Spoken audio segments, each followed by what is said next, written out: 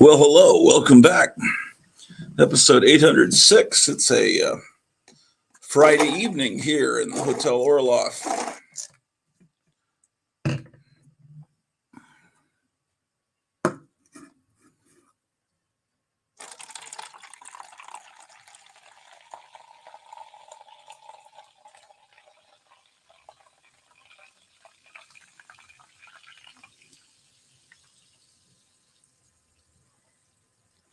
All right.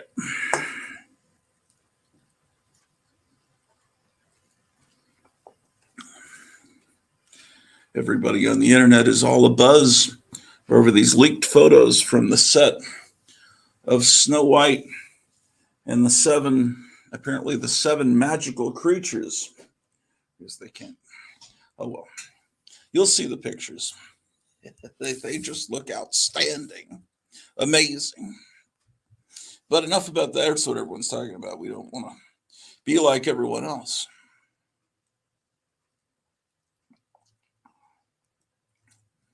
So, links in the chat if you want to come on. I'm going to be reading some comics today. So, with no further ado, let's start with this comic from July of 1941. Now, July of 1941, ladies and gentlemen, we weren't technically at war yet. Pearl Harbor didn't happen until December 7th, 1941. But Captain America took on Hitler before the war technically started, and so did Daredevil. Daredevil, yes, indeed. Now, first of all, let's admire this cover.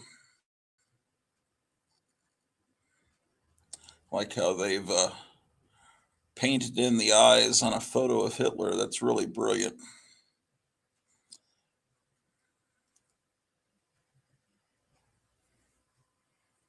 The most terrifying battle ever waged. Hitler stacked the cards against humanity, but Daredevil deals the ace of death to the mad merchant of hate.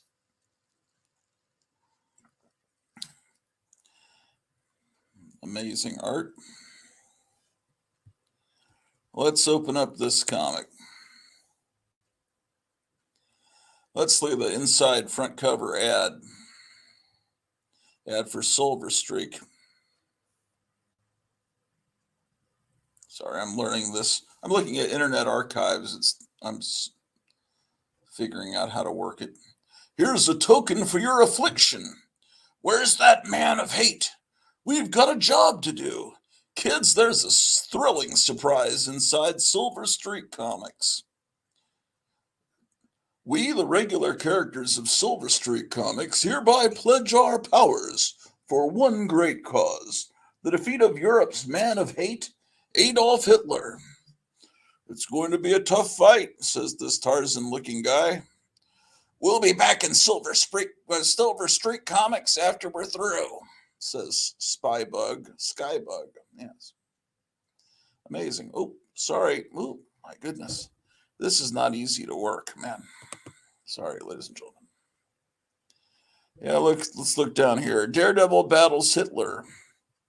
Published monthly by Your Guide Publications Incorporated. Yeah, see, July 1941. Now, if it's dated July 1941, that means it actually came out in May of 1941. Oh, yeah, that's when they sank the Bismarck, right? In May of 1941, the war had just begun. The Germans had the biggest ship that had the biggest guns, right? Extra, Daily Press, extra. Daredevil battles Hitler. Let's see what it says over here. Nazi legions defeated by famous Silver Streak Comics character. Silver Streak and Wiz help Daredevil trap man of hate.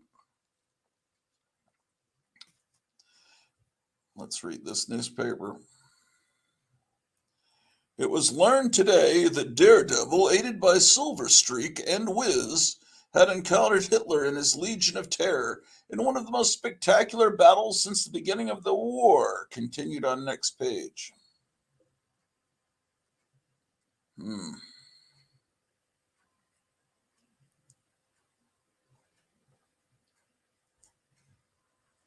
Man, causing a lot of destruction. Look, how many people is Hitler stepping on here? Let's see. It looks like 1, 2, 3, 4, like 5 people he squashed, and these people he must have just stepped on. Wow. Let's see what happens next.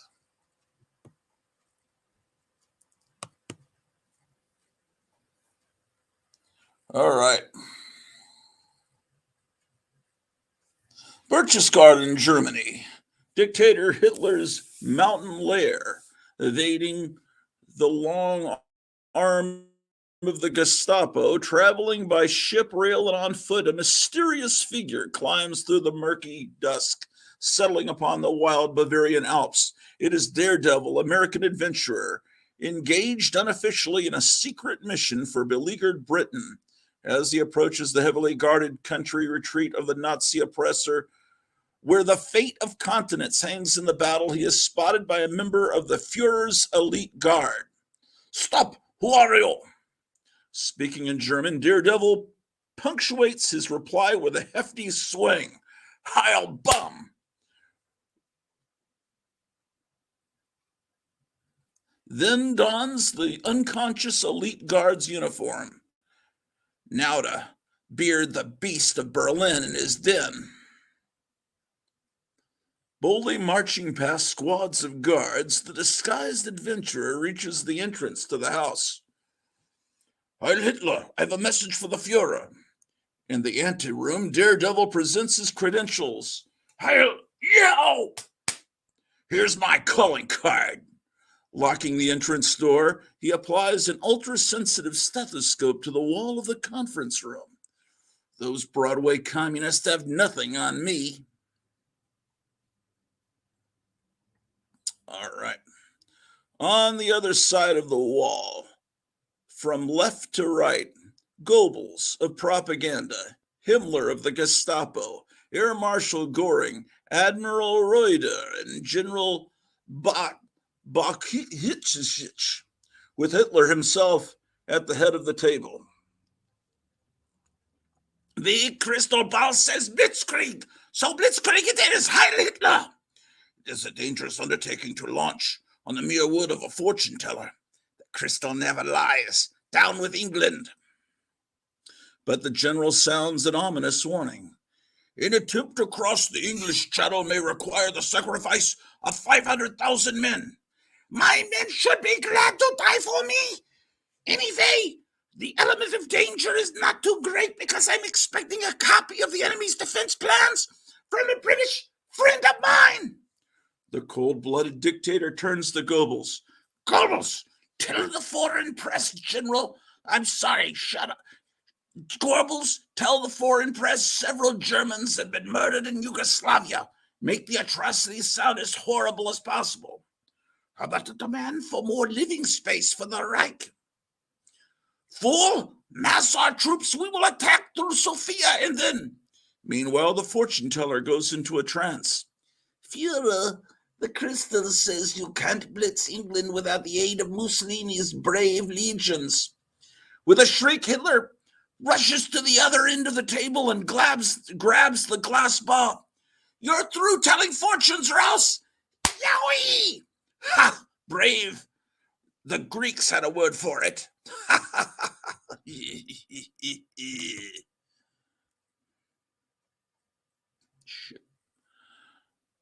With the confab almost over, Daredevil prepares to depart. Too bad they can't decide on a date. Say, what's all that noise outside? An elite guard whom Daredevil socked has regained his senses. "Hans, what's up?" "A spy stole my uniform." "I sent him into the anteroom." Trapped, Daredevil whirls as the door of the conference room opens. He charges. "Gangway! Oof!"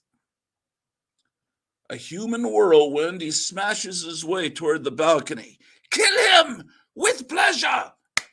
This is worth dying for. What the... Yo!" Daredevil leaps from the balcony to a tree.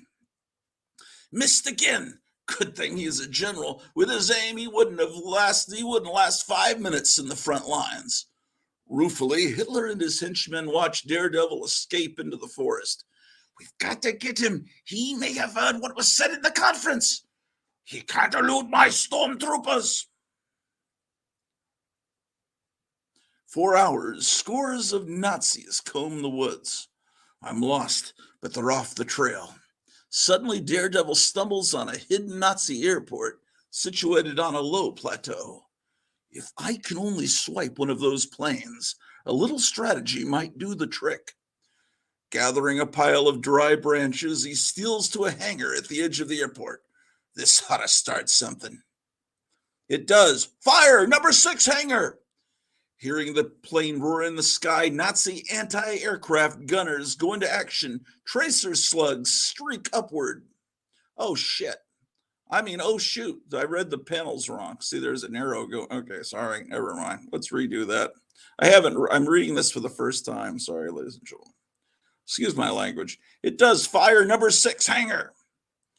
As the field personnel rush to the scene of the fire, Daredevil dashes to the Messerschmitt. Here's hoping it's got enough gas. It's a long hop to good old Blighty. And then you follow, see, the arrow goes up here. And then we read, so they're shooting up at the plane. Hearing the plane roar into the sky, Nazi anti-aircraft gunners go into action. Tracer slugs streak upward. Now we go down to this panel. In the guise of a Nazi aviator, Daredevil refuels at German-held Calais, then zooms over the English Channel. I'd better get rid of this uniform. I won't need it where I'm going.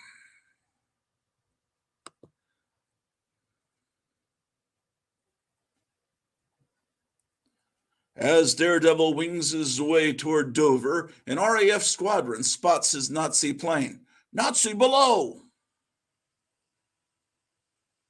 As the British planes swoop down, their guns rattling, Daredevil leaps to his feet. They've mistaken me for a Nazi. I'll have to bail out. Scared out of his wits just when I was looking forward to a nice little dogfight. As Daredevil lands on a cliff, a member of Britain's defense forces charges at him. Don't shoot! I'm an American. Take me to your commandant. Parachutist, eh? Led to the commandant, Daredevil describes his adventures. Amazing! If I had not heard of you, I would not have believed you. I have arranged for you to meet the Prime Minister. Oh, shoot, I missed this part. Okay, sorry. His panels are, see, he's over here. He says, cheerio. Okay. Sorry, that's why it's so horrible to read comic books on a computer. This is why these morons that slab their comics, they say, well, I can read my comics online. Yeah, but it's a pain in the neck. I guess you get used to it. I don't know. Arriving in London, Daredevil hurries to number 10 Downing Street, famous resident of England's Prime Minister. Come in, Mr. Churchill. We'll see you shortly. I'm sorry. He's calling him Mr. Churchill. There's no comma there. Come in, Mr. Churchill. We'll see you shortly. There, that's better. A few minutes later, Prime Minister Winston Churchill appears, greeting Daredevil by his real name. Welcome, Mr. Hill. Oh, that's not right. How do I do a Churchill voice?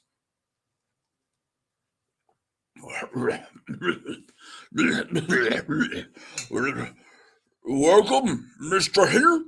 Please accompany me to the study. I have a surprise for you.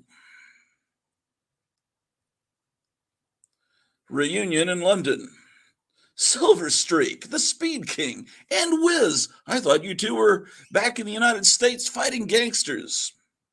We were, until we discovered there were worse gangsters on this side of the pond, Hitler and company. Pip, pip, fancy meeting you here. And now, gentlemen, let's get down to business. First, Silverstreak, I should like to hear your report on that mysterious cottage on the downs. Don't make a hero out of me, Silverstreak. I'm too modest. I believe they're keeping pigeons. I'm sorry. I believe they're keeping pigeons in violation of the war regulations. Wiz nailed one as it was entering a window of the cottage. I pulled a power dive on him. Did it carry a message? Nah, I suspect the message had already been delivered to Hitler. There's only one thing to do. Go back and keep an eye on the place. But be careful. We are pitted against desperate, cunning men. Leaving Daredevil and Churchill, Silverstreak and Wiz zip past a London Bobby. Shall we take a train, Wiz? With our speed, don't be a sap. Blimey, he must be seeing things. In a few minutes, they reach a dismal stretch of sand on the North Downs, miles from London. That window, it's opening. Get set, Wiz. You may have work to do. I'll give 'em both barrels. A carrier pigeon flies from the lighted window. Wiz takes off from Silverstreak's shoulder. Okay, Wiz, do your stuff. 60 miles an hour with gas to spare. Oh, my goodness. All right. Let's see what's going on here. Inside the mysterious cottage, a falcon pouncing on my pigeon. Ha ha. The bullet grazes Wiz, stopping him in mid-flight. The pigeon escapes. Winged. Look out below, Streak. I'm going into tailspin. Silverstreak catches his wounded friend, lowers him gently to the sand. Stick around, kid. I'm going to settle the score with that guy in the mask. And leave me here? What do you think I am, a canary? Silverstreak hurls himself at the cottage door. Your entry is quite unconventional. Ha ha! So is this. Well, I'll be its Lord Garnett, Member of Parliament. Yowie! As Silverstreak towers over the nobleman, another masked man appears. Talk fast, your lordship. What was the message tied to that pigeon's leg? You'll never know. Blackout. Pleasant dreams. Come, Jack, there may be more snoopers around. We better leave England. Regaining his senses, Silverstreak searches the cottage. In the fireplace he finds, well, it's a carbon copy of the Dover defenses. I'll have to breeze back to Downing Street.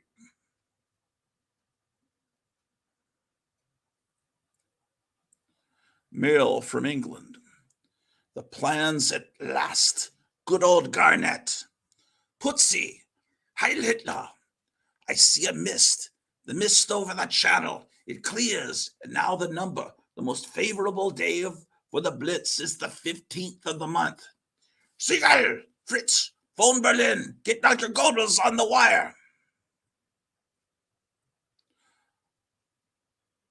Oh, look at their posters. Don't fail to mention Hitler's name at least once in each sentence. The bigger the lie, the more people will believe it.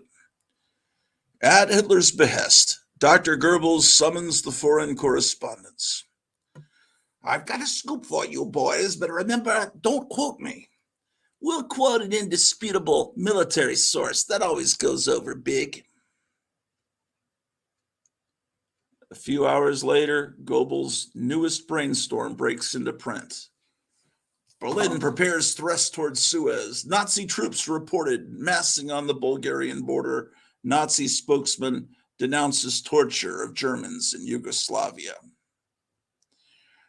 As the Americans would say, nerds. Radio Berlin broadcasts on a beam aimed at Britain, and at the mic is none other than Lord Garnett, the traitor.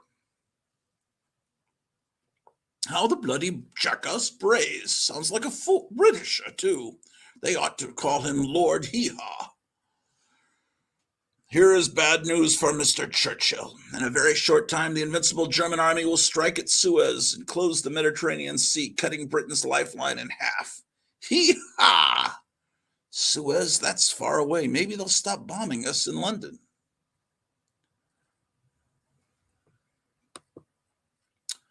Oh my gosh, why do I not have anything here? Do they only give us a certain, well, it's spinning. Oh my goodness. Let's see what's going on back in while it spins, let's see what's going on here. I'll come back to reality. People talking here. Dr. Five says, awesome cover. Lead Paint says, Birch's Garden was an Army recreational area while I was stationed in Germany. I thought that was awesome. We did that to his lair.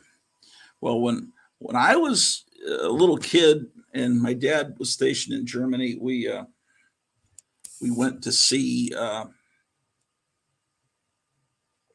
We went to Birch's Garden, and it was just kind of like a tourist attraction. There was some there was some older guy walking around like he was in church, like real reverent. That was obviously a German soldier in the war.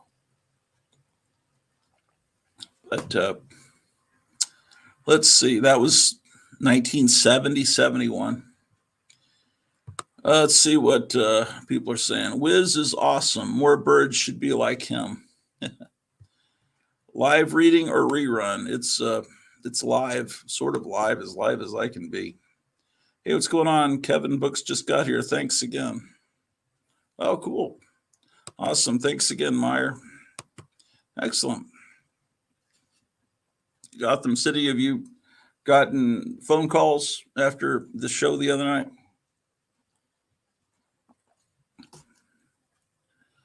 Let's see if the pages have come in.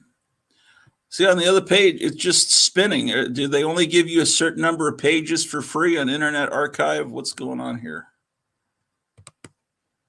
Maybe I'm trying to find a source to look at old comics and read them online, but it says loading viewer.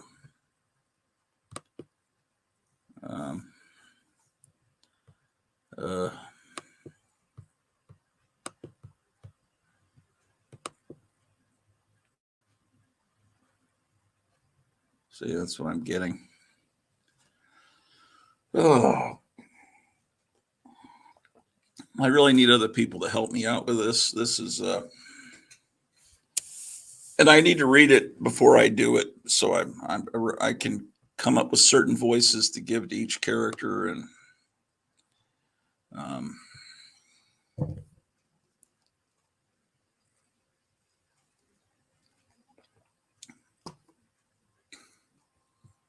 yeah, wonderful.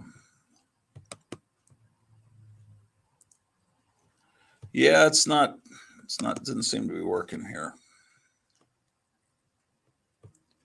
Is it my internet connection? Oh, it came in. All right, let's go back to that.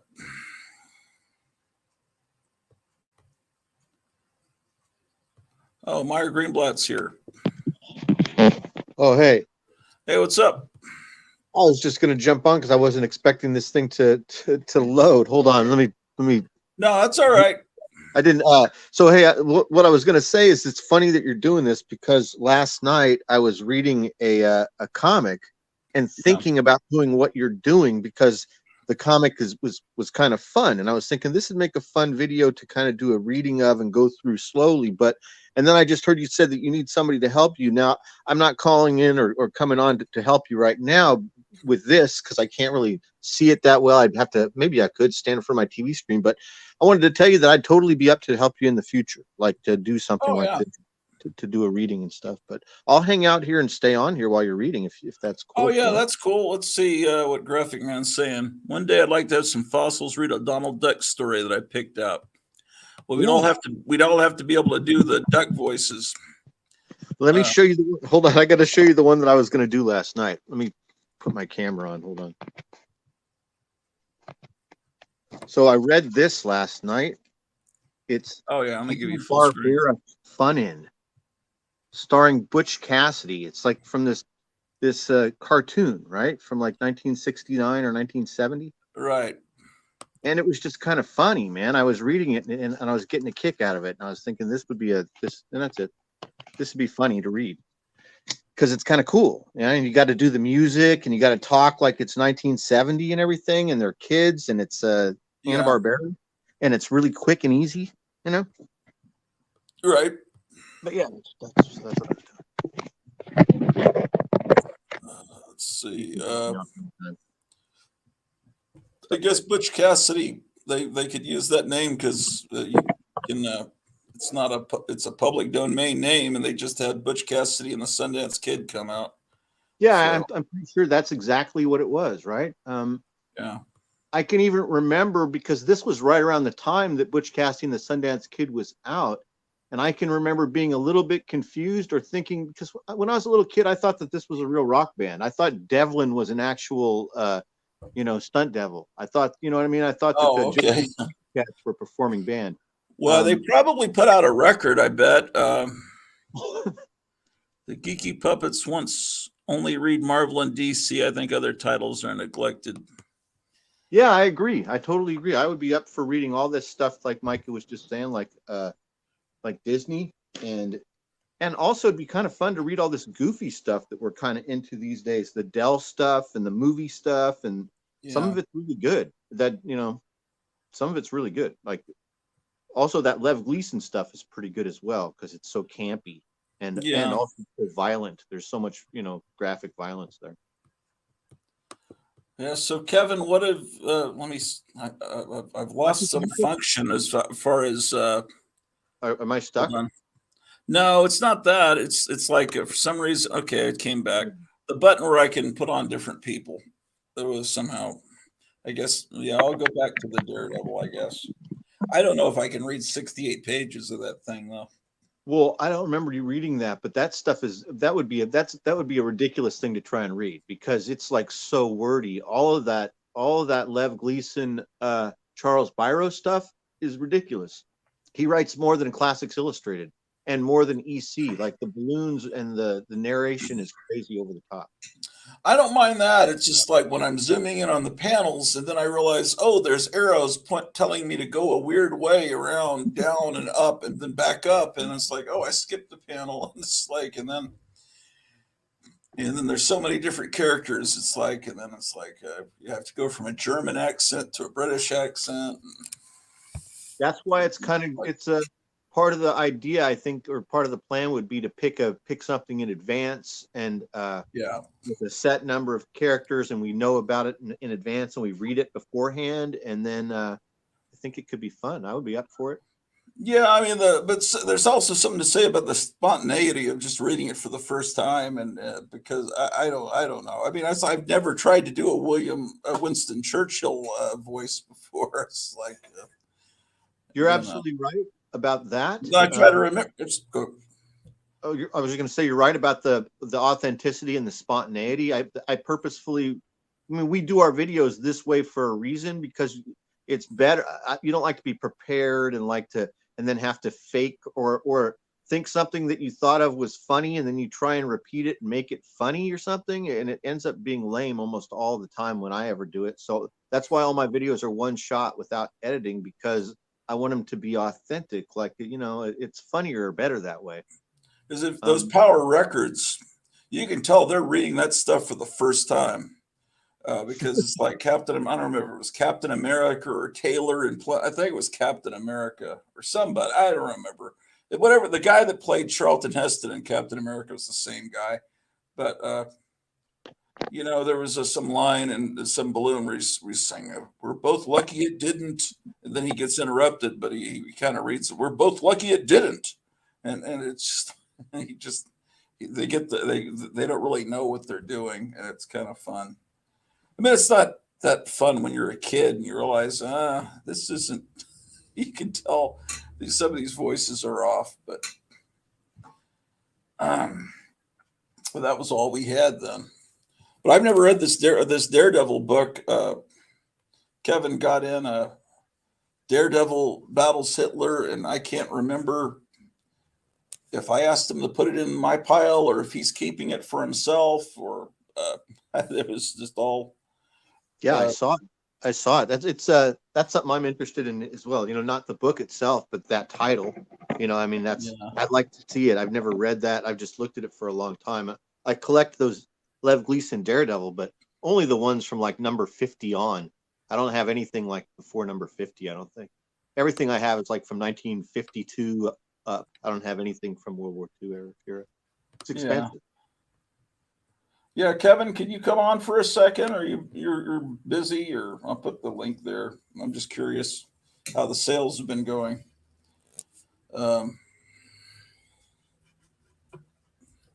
I just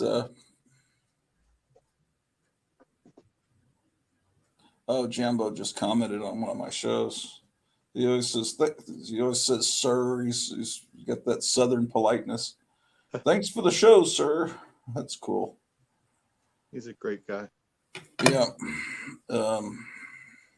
I watched a little bit of, was it yesterday that Kevin got in some long boxes of graphic novels? Was that yesterday or the day before? It was on Wednesday night. I noticed while the Four Color Fossil show was going on, I noticed he'd put a comment under the last video I'd done. It's just I got all these boxes of books, and he said it's incredible, and he sent me a couple of pictures, and then I kind of wanted to, go and look at it, and so I waited for the show to end, and then a lot of us went. I saw a lot of the same audience that had been watching Four Color Fossils went to the stream where, and he showed off all the books. I saw some of that, and at one point you made a comment, and I was thinking the same thing. I think most of us were, is that it's kind of sad. Right? It's a little bit depressing because this guy had our exact same taste. This guy had really good taste. He had all the stuff that we would have had. And he was even doing something that we might have done. He was making a library in his winter home or his summer home or whatever. He had like a dual comic setup, and it was kind of sad to see it all liquid. I mean, that's part of Kevin's job and everything. But that's kind of depressing when we see it catching up to us in this way. Yeah, I mean, it's not as depressing as if they'd all been thrown in a dumpster, which is also a possibility. Absolutely. But and the kid got an ASM like number 20 or something for it. He said, "Is that right?" Yeah, that's a pretty pricey book.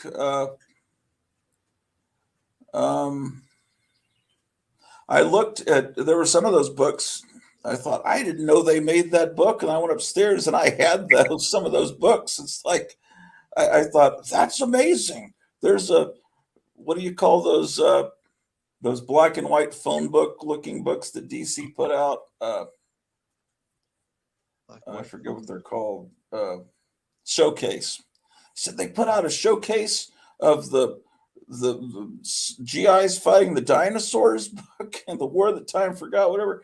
And it's like, I didn't know that. And I went upstairs. It's on my shelf. and I have, the Enemy Ace. I've got the Adam Strange Archives editions. Like, I was thinking, I need to put that in my stack. Now I've got it already. Gotham said he can come on like in 15 minutes. I looked to see if I have the Sugar and Spike, because that's the thing I remember the most. There was a Sugar and Spike archive edition, and I looked to see if I already had that and had forgotten, and I don't have that. Yeah, I hadn't seen that before, and those Gold Key reprints I hadn't seen before, like Voyage to the Bottom of the Sea, and there was a couple other ones. When Lone Star Comics was still a brick and mortar store in the very last days of that, before it was sold, before he closed his stores and just went to only mail order. And I saw those books on the shelves, but I didn't get them at the time. Well, partly for financial reasons, but there was something about them that didn't, I'd have to see them in person. It seems like they just didn't look right to me. Like maybe the covers weren't bright and sharp enough, or the art looked a little bit like it had just been shot from a comic page, or I don't know what it was. Or maybe I just thought, I could get all these original books cheaper than buying this hardcover book. Or I've got a lot of, sometimes you've got half the books that are in this book or more and you could probably fill in the ones you don't. I don't know. Mhm. Um, I remember thinking years ago there was a Fantastic Four book, and I remember, well, these fantastic reprinted 10 issues, and it was $50, and you could get each one of these issues at the time for about $10, and then you'd have the real books and not a reprint. Of course, those books aren't $10 anymore, but um, I don't know. Dog's about to vomit. I should turn the camera around. Uh, she's licking the carpet. She ate something that didn't agree to her with her, so she's about to puke. I won't show it to everybody. Oh, there it comes. Ugh. You hear the sounds? I didn't hear it. I didn't hear it. Oh, there No. it goes. Oh, poor Drew. Oh my God. Yep. Oh, well, because I knew she was sick, so I took her outside because dogs will eat grass to make themselves throw up, but she didn't want to go outside, so she's been licking the carpet. Jesus Christ. So At least dog vomit is nothing compared to human vomit, right? Isn't that no, interesting? it just looks like foam. Yeah, and then it's not that bad. It doesn't have human vomit is super acidic and it smells really bad. It's really gross. It makes you want to vomit. Dog vomit doesn't do the same thing. No, yeah. My first cat, as I'd heard about hairballs, and I expected them to be balls of hair, but they don't look like that. They look like turds. Drew's eating the carpet now. What did she eat? Let's see.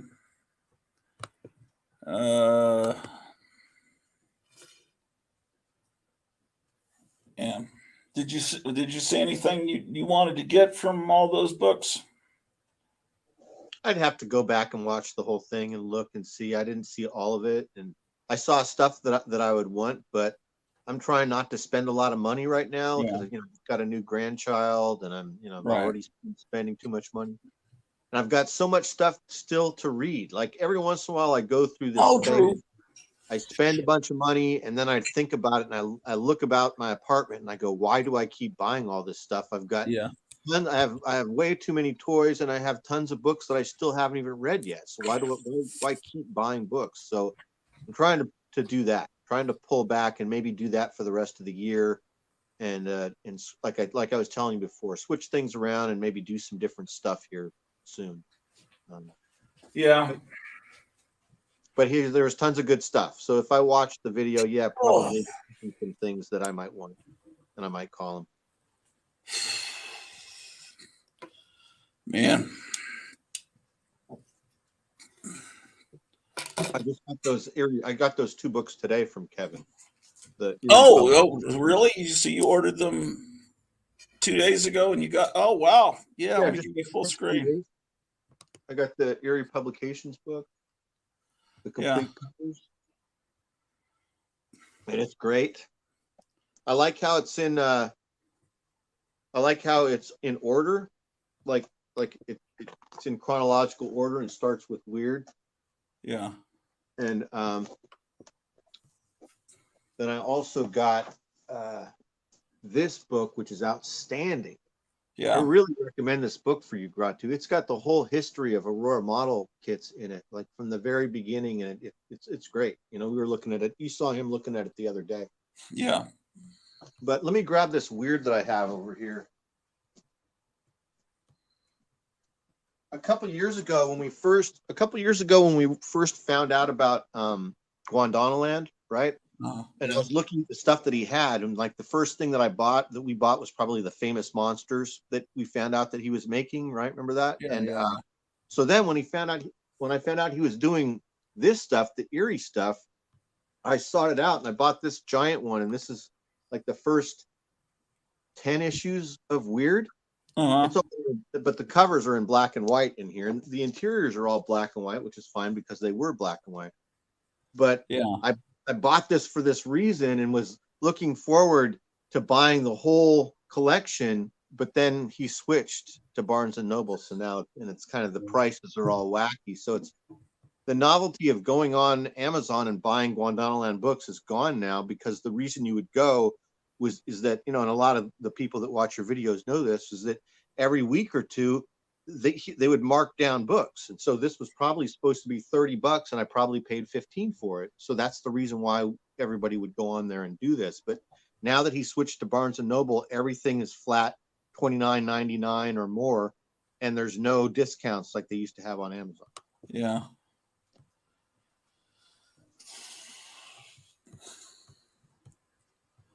Yeah. So, This guy today. what is that from? This is a Dungeons and Dragons figure. His name is Warduke. Oh, yeah. He's a present day figure.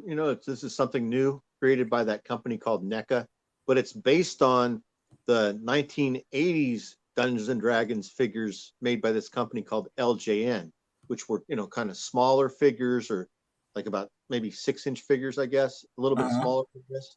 And we're real basic, but this company has updated these and they're making them in this really cool fashion, right? Huh. Cool. So did you order those books on Wednesday and you got them today? Yeah. Or was it just So yeah, probably. That's pretty good. Yeah, it's 2 days. It makes sense. It's like I told you, it's like I looked it up on my phone. It's a 12-hour drive. It's only 12 hours from here to Phoenix or Mesa. It's not that far really. So it makes sense that it only takes 2 days. But it's what's pretty miraculous is that it gets to you in Iowa in 2 or 3 days, when that's like much farther, right? Yeah. Let me check the weather. There's supposed to be a demolition derby tonight, but Oh, really? In town? yeah, Where? but it looks like it'll be rainy. Is there like Yeah, they took the rain out at that time. Well, we'll see. So, yeah, I'm curious what sold since the other night. Oh, what Kevin has sold Yeah. book-wise, you mean? Right. Book? Dang it, she's pulling the carpet up. Not that my wife wants to pull this carpet up anyway, but I just don't want.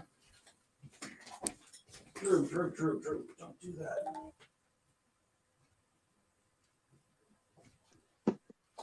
So I'm looking at doing a Route 66 trip, and Oh yeah. the basis, I started looking at Route 66 when you mentioned it the other night. Right. And one of the reasons why I want to go to Arizona is I want to go to this place called Kingman, Arizona. And it turns out that Kingman, Arizona, of course, is on Route 66 because it's in the song, right? Right. So there's I've always wanted to go to Kingman, Arizona, and I've never gone. I always felt like I was supposed to go. That's where my dad's helicopter crashed. That's where my father died. But it happened when I was 4. But I've always in my mind, it's always been there, right? All I've done is read a newspaper article from the Kingman newspaper. So I've always wanted to go. And back in the old days, like before the internet and stuff, in my mind, I always wanted to just go and drive to Kingman and go to the library there or something and find out and read as much as I can in the newspaper about the crash, to see what it said in Kingman, what happened when my dad's helicopter crashed. But nowadays, I don't even know how that would happen, because it would probably be easier now. But beyond that, I just want to go there. But then when I found out that it was on Route 66, I'm like, wow, that's kind of that serendipity thing again. So, or synchronicity or something. So Yeah. I'm going to be hitting that soon, I think. When do you think you're going to do this? I'm thinking if I do it this year, it's going to be in the fall. It'll be when the weather cools down a bit and before it gets cold. So I'm thinking September or October. True. October might be the best. Yeah. October might be the best because it might put me like in Halloween time when I'm visiting people in the Midwest and the East Coast. When Halloween time is a lot of our favorite time of year in a way. Even though you always say it's year round, but you know what I mean. Right. But the weather's kind of the best, I think. Maybe I don't know. We'll see.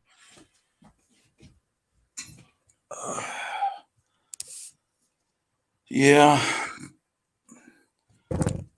They're sending all these flyers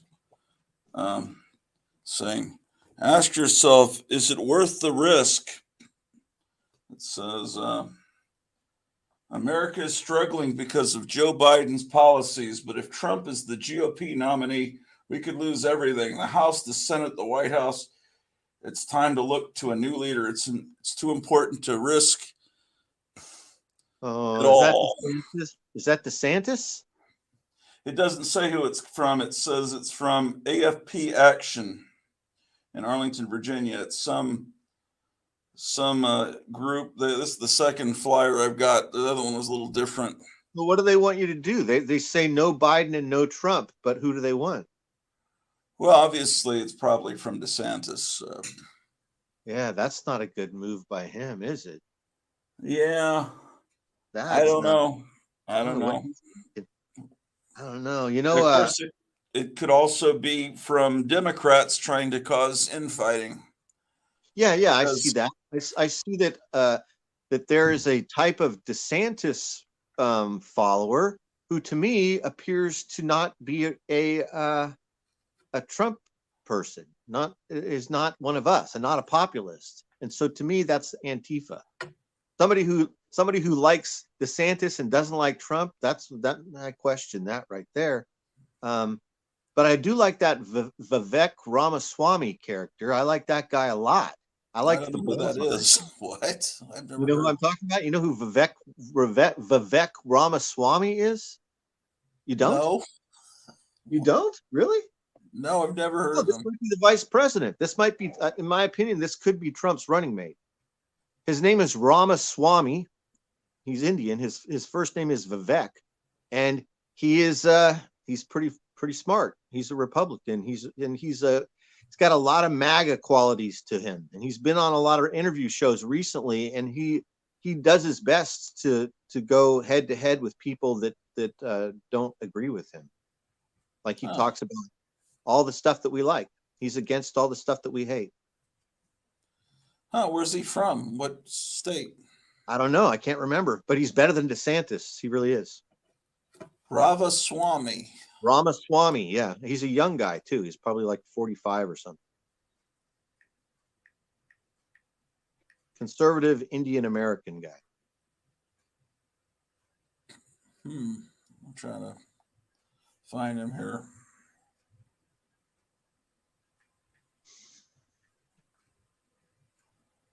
But yeah, DeSantis, I'm not sure what his game is. It's silly that why would he run against Trump? The smart thing for him to do is he should have been endorsing Trump from the very beginning to unify instead of try and divide, which is what he seems to be doing. And he's not ready. Nobody is going to vote for anybody other than Trump in 2024, in my opinion, unless Trump doesn't run. But otherwise, if you're not voting for him, it's completely questionable where your loyalty lies. And it means to me that you have no clue about what's been happening. Yeah. Well, yeah. I don't know. But the tyranny is full bore, man. We're like, can you believe, like we were just talking about this, about the war thing and about deployments and about. Oh, they put what do they send? What is it? 3,000 reserves to where? I don't know. Someplace he said to the European Command. I don't know where he said. But it Well, doesn't look good. None of it has looked good. It's all the same stuff, man. Every time a Democrat gets into power, the taxes go up, gas goes up, and we start a war every single oh, time. did you see what happened with Kerry yesterday? I don't. I just saw that. I saw that somebody said that his whole life is a lie, and that I saw something like that, but I didn't see that. I didn't watch the video. I just saw the title of the thumbnail. What happened? Oh, let's see if I can't find it. Um, well, Kerry's was Kerry the guy that was he was the guy that was in Vietnam, right? Yeah, he was the guy that was in the Hanoi Hilton, and then he ratted. He ratted. No, that wasn't him. That was that guy McCain. Oh, that was McCain. Yeah, no, Kerry. What was Kerry? What? Oh, you're right. That was McCain. Kerry was the rich guy that went for 6 months, and everyone else went for a year. And while he was there, he bought a 8mm camera at the PX, and then went down to the beach and had someone film him walking heroically along the beach like he's MacArthur, knowing that this film in 20, 30 years could be used to help him, because he was an elite, that he would eventually run for president. And then he used it in his commercials. Uh, as I recall, he got uh, a slight flesh wound and got like the Purple Heart or something. And my father said, I was injured worse than that. And I didn't even think anything of it. And, it's, I guess I could have gotten the Purple Heart, because apparently anytime you actually bleed in combat, you can get a Purple Heart. There's something like that. But he's the guy that came back and destroyed the reputation of the Vietnam vets by going to Congress and saying that they're killing babies, and it's just like the worst of Genghis Khan. It's like, oh man, maybe it is pronounced Genghis Khan, but we pronounce it Genghis Khan. But he's some fancy, I'm going to pronounce it correctly, Genghis Khan. And so, I think it was because he was a Vietnam vet that came back and said the horrible things that are going on over there. He became this darling, and the hippies all started spitting on the people coming back. Okay. Was he involved with like Jane Fonda and like that around that time with those people, like Rolling Stone? I don't know, probably. But is he the mayor? Let me see if I'm not right. I think he's the guy. Is he the guy that married the lady that was the heiress to the Heinz ketchup fortune? I think. Let me try typing that in. Kerry, and then I'll type in Heinz. Teresa Heinz. Is that his wife? Also known as Teresa Heinz Kerry. Yes. Okay. So he married this billionaire woman. Okay. So let me see if I can't find that video. I'll just play it on my phone so I don't have to share a screen. It's really because someone edited it together perfectly. He testified yesterday. It's like, you're not elected. He's the climate czar, but he wasn't elected. He was appointed, and he's. Let's see what people are saying here. Graphic Man says, yes, I quit using Heinz ketchup because of him. Haven't missed it. Excellent. Yeah, I'm trying to see all these people. You thought they disappeared, but as soon as they all came back, as soon as the Democrat gets in, they bring all those people back from the Obama days, because Obama's really running things right now. This is really his third term. Okay, let me find it. It'll be in my history. Oh boy. History. Um, anyway, he was the whole thing about these people that are so concerned about the climate, but they're flying on these private jets. Did you see Yeah. that in Spain the other day, where they all got out of their private jet, then they went to their limousine, and then when they got 3 blocks away from where they were going to have their climate meeting, they got out of their limousines and got on bikes and rode Yeah, for the photo op to the building, I while the saw that. limousines followed behind them. I saw Um, that. Yes. Oh, they think they're so clever with their lawyerly, how they phrase things where it's a lie, but it's really. Let's see if I can find this. Here it is. Okay, hold on. Let me give myself full screen for a moment. I just don't agree with your facts, which began. I just don't agree with your facts, which began with the presentation of one of the most outrageously persistent lies that I hear, which is this private jet. We don't own a private jet. I don't own a private jet. I personally have never owned a private jet. And obviously, it's pretty stupid to talk about coming in a private jet from the State Department up here. Just honestly, if that's where you want to go there. A few moments later, you just testified under oath that you never owned a private jet. Mr. Chairman, I'd like to enter into the record article here from February 15th of 2023. The John Kerry family private jet was sold shortly after accusations of climate hypocrisy. Mr. Secretary, do you stand by that testimony that you've never owned, or I personally, your family? Personally, yes, my wife owned a plane.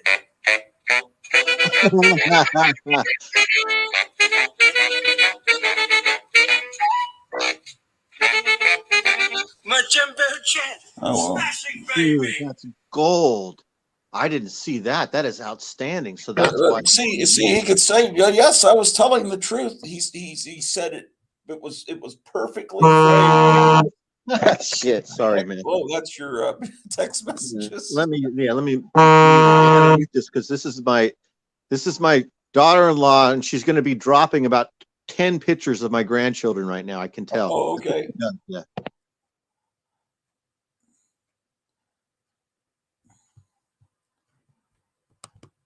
Yeah. So if you think about what he said, he said, right. We should be okay. We'll see. Hopefully she won't send any more. But that's what happens sometimes, and she'll send. I don't mind. I think it's hilarious when that. Because see, they're at the pool. I can tell. I can't even see the texts, the pictures, or anything. All I see is her name and the alert. And so when they come quick like this in a row, this means I know that they're at the pool.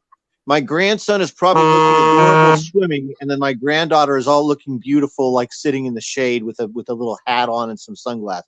Did you choose that sound, or is that the default sound? It just automatically does it, and I can't figure out how to turn it off. I've turned off multiple times, and it won't go off. Even when it's muted, it just keeps doing it. It's another reason why I have to get a completely new phone and start all over again.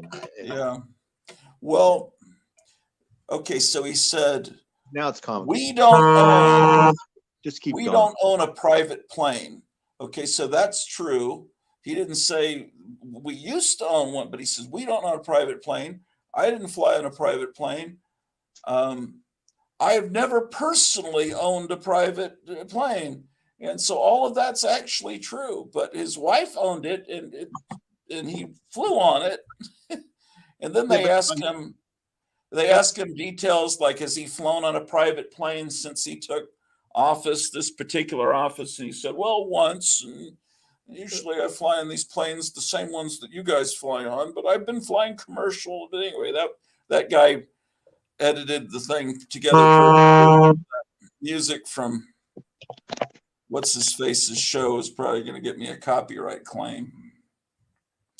But anyway.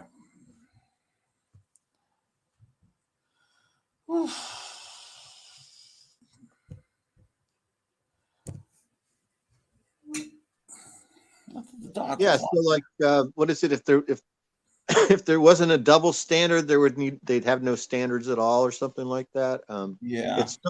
It's so typical at this point, and it's really frustrating and it angers me personally because I have people in my direct family that are exactly like that have made an entire entire living off of the fossil fuel industry, but they are activist Democrats that totally believed in that Al Gore thing. They believe in everything that the cult tells them, but they work in airplanes, and so their mission is like it must be huge. They in their whole life they've flown all over the world because they work in the airline industry, and so they've had free flights everywhere. So every like 3 or 4 or 5 months, my brother-in-law goes to Chile all the time. He loves fucking Chile. And like all the time, he's done it for years and years and years. He's been going to Chile. And so, yeah, it's creepy. These people are really creepy, and they have a giant carbon footprint. Many of them like huge by comparison to ours. And it's fucked up.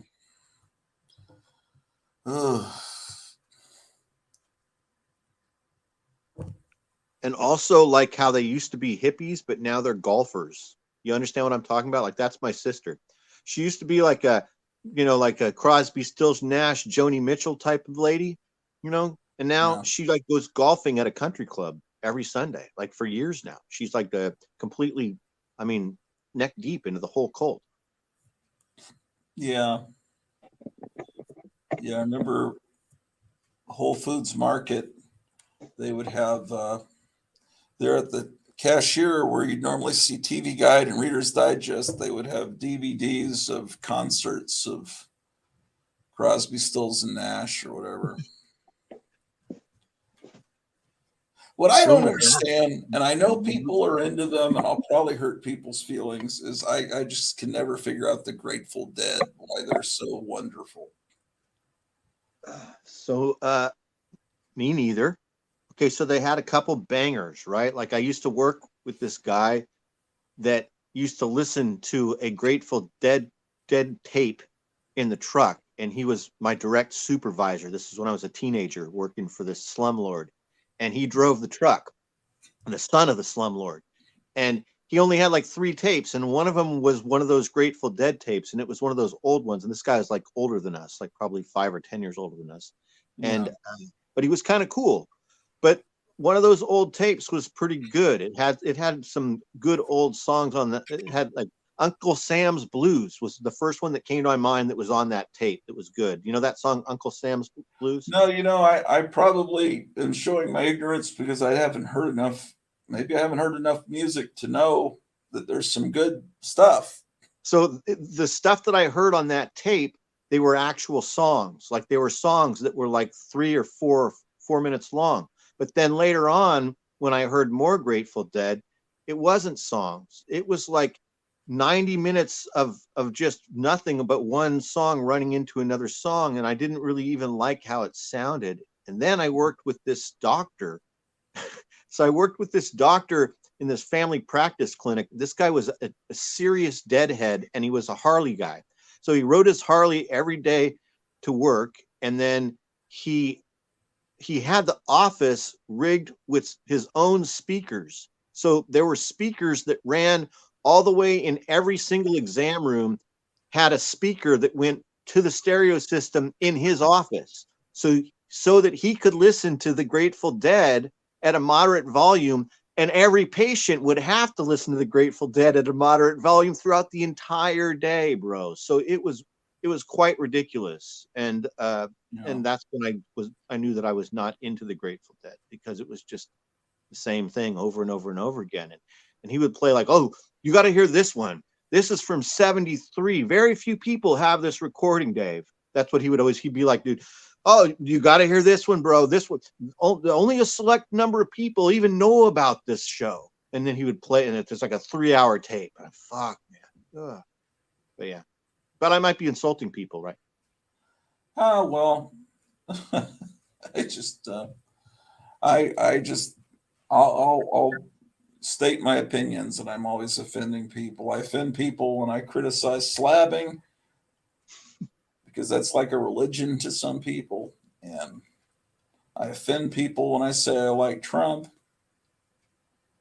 Um, Sometimes I'll just, yeah, I don't know. I'm always, that's why my subscribers never go up much, because I'll get a few new subscribers, then I'll offend a couple, and then it'll stay right about the same. Did you see the one of the news stories that I actually did watch this morning was on the new Snow White and the Seven I know. Mythical. I mentioned that when I first started the show. I said I won't even talk about that. Yeah, everyone's talking about it. Oh man, it looks hilarious. Well, It looks they're apparently not going to be called the dwarves right. because Peter Dinklage uh, got upset and said that's just hateful. So they have one dwarf, but everyone else is apparently they're going to call them the seven magical creatures. Right, and I don't. So here's what I was looking at the picture, and initially I was thinking, okay, so the little guy in the front that's actually a little person, he must be dopey, right? I'm thinking, okay, he must be dopey, and then I'm thinking the next guy behind him, that black guy, he the light skinned black guy, he's got to be Doc, because Doc is the person who's in the position of power, right? Doc is like the most relatable dwarf in the original. But then I realized, what the hell am I doing? These aren't going to be anything like the original dwarves. They're not even going to have the same names. Well, I'm sure. I think that this is a They're not trick. going to emulate that. I think it's a trick. I think it's a trick to get people upset and then embarrass themselves, because I read an article. The first thing I read this morning is that they're going to be altered with CGI to look like they're gonna be like not quite human. Okay, They're gonna give them an otherworldly quality. I get it. So, Get it. but Make the black so people look like they're probably not going to look like that. stuff. But who knows? I don't know. It just looked like a crowd that would be at a Grateful Dead concert. It just looked like a bunch of hippies. Oh, it was And so. and then To me, there's like a woman. You know, it's like to me, they look like those annoying people at the Renaissance fair that are just yeah, so freaking annoying. Yeah. that's exactly what it looked like. And then basically you can't complain, because then it just makes you look bad. That's what they've done. They've created this, so it just basically just don't give them your money. Yes, and that's what people are doing. And that's why Although, yeah, there were still a bunch of suckers that went to see Little Mermaid, but it's still, I don't know. more people went and saw Sound of Freedom? More people went and saw that than Indiana Jones. That's pretty big. Yeah, the weird thing is Disney controlled Sound of Freedom for several years until they were able to get it away from Disney. Disney was just sitting on it. And then when they released Sound of Freedom, they put out Indiana Jones the same day, because they figured that would blow it out of the water, but it didn't. But now there's people complaining online that Tim Ballard isn't really a good guy, that the guy that the movie's about, and they're saying that they've looked into some of the investors in the movie are actually bad guys or something. It's because but if you look at who's hating the movie and who's giving it bad reviews, it's very clear, that it's the movie's on the correct side. But yeah, that'll come out next week here. I'll go see that. Although I don't think it's a fun popcorn movie. It's but yeah, I'll go see that.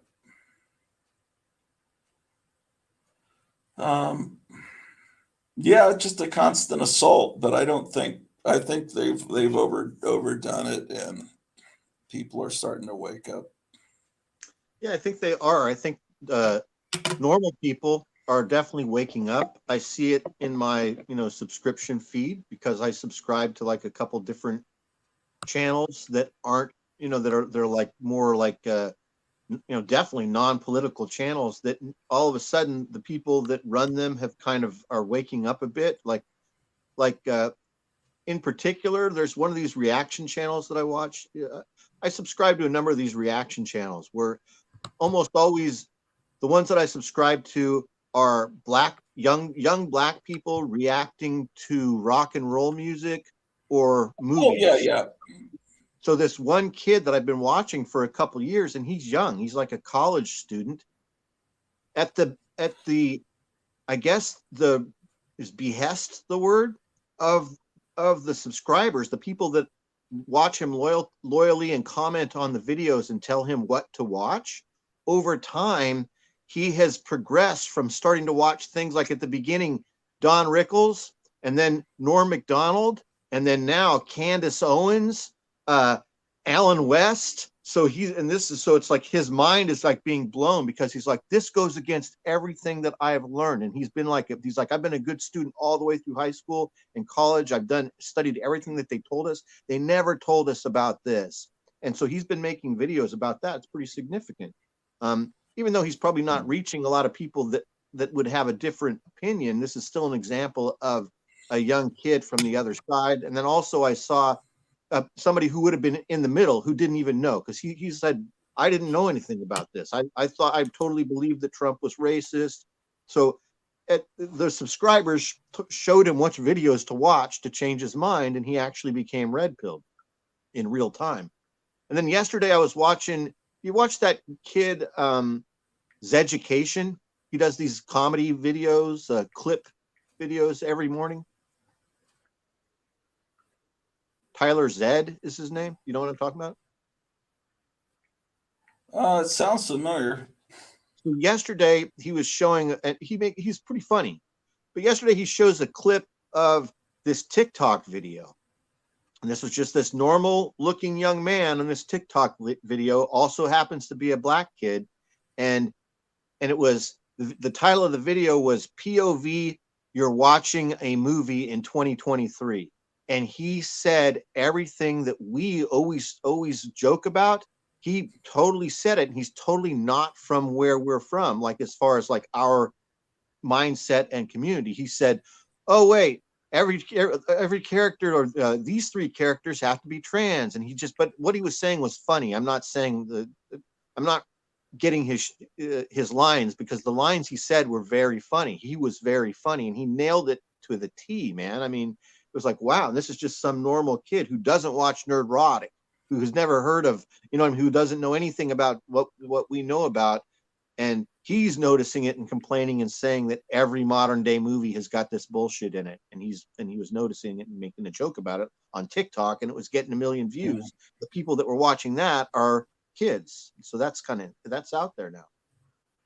So there's definitely a change. And the beginning, I think of this, the Bud Light thing was kind of the start of it. The Bud Light thing was a little bit of a catalyst, because some stuff happened after that, right?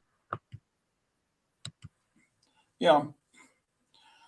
Well, Shazam Boy 53 saying he served in Southeast Asia 71 to 72, was called a baby killer, and was even spat on when I returned stateside. And then there were all the movies that made Vietnam veterans look crazy. And that seemed like until Rambo came out. And even then, he was supposed to be crazy, but he was a hero at least. But and I blame that on Kerry. And then, what was it? If you look at the story of the USS Liberty, they don't teach that in schools. We probably shouldn't get into that.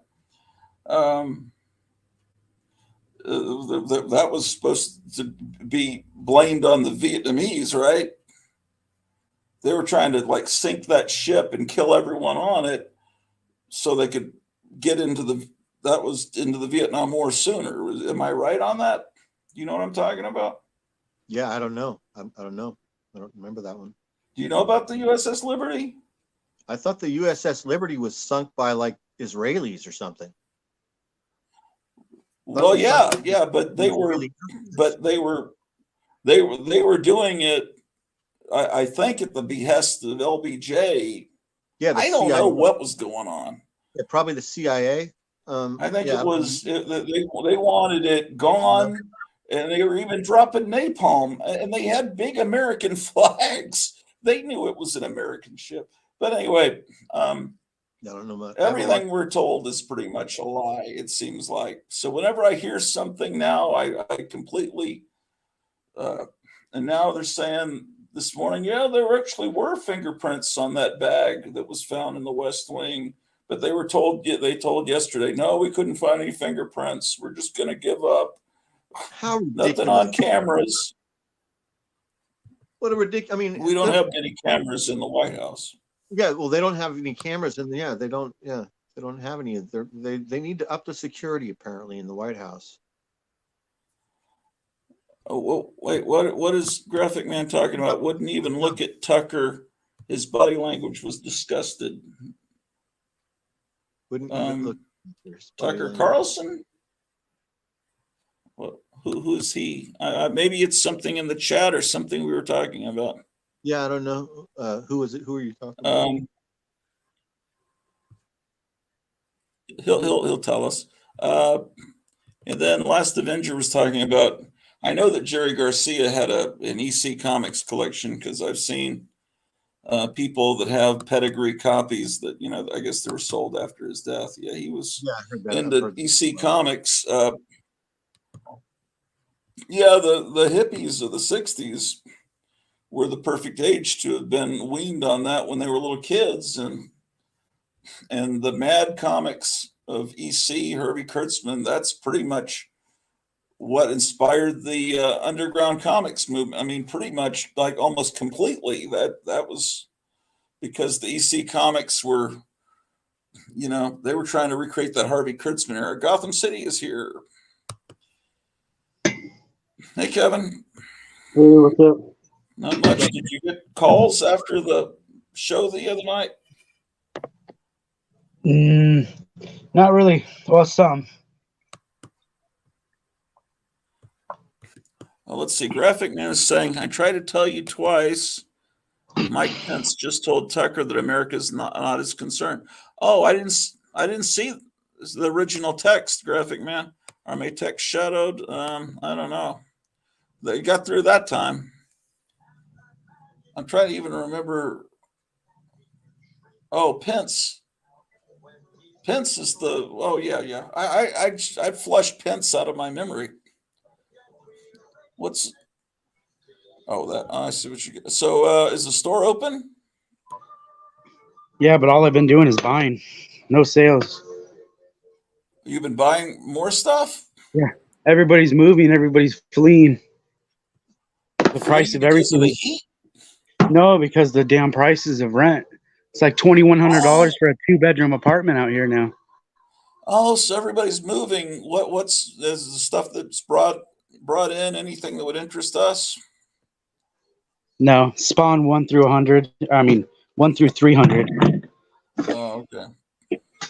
Which has crazy books in it. The prices of some of these. Oh yeah, I thought would that be like $300, but I guess people really like those books. But I mean, Spawn #1. How many millions do you think they printed of that? It's not that one that's worth money. It's the later stuff. When everybody's collected 1 to 100, then they stopped. Oh, okay. Then they dropped the print run. It's the 100 to 200. Those are the issues you want. I have so few Spawn. I think the one I've got is that one with a white cover. Is it like issue 9 when they introduced the Angel character? The only thing in here you would like is there's only one title that you might like.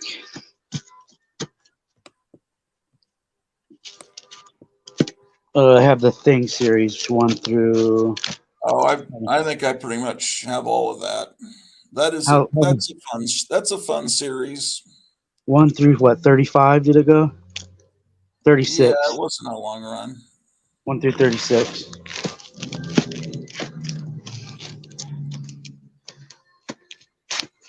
This is a crazy expensive book, this Atomic Comics variant.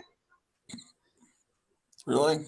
I don't know anything about Harrison Ford supposed to play Red Hulk. Oh yeah, he's taking over as Thunderbolt Ross. Okay. All right. Well, they'll have a 90-year-old Red Hulk. I've sold this book for 200-300 sometimes. Really? Cool. Yeah. What else has been brought in? I just been selling it. I just leave it out because people just been going through it and buying it. Oh, just leave it out. Okay. Some kid came in and bought 2 of the war books.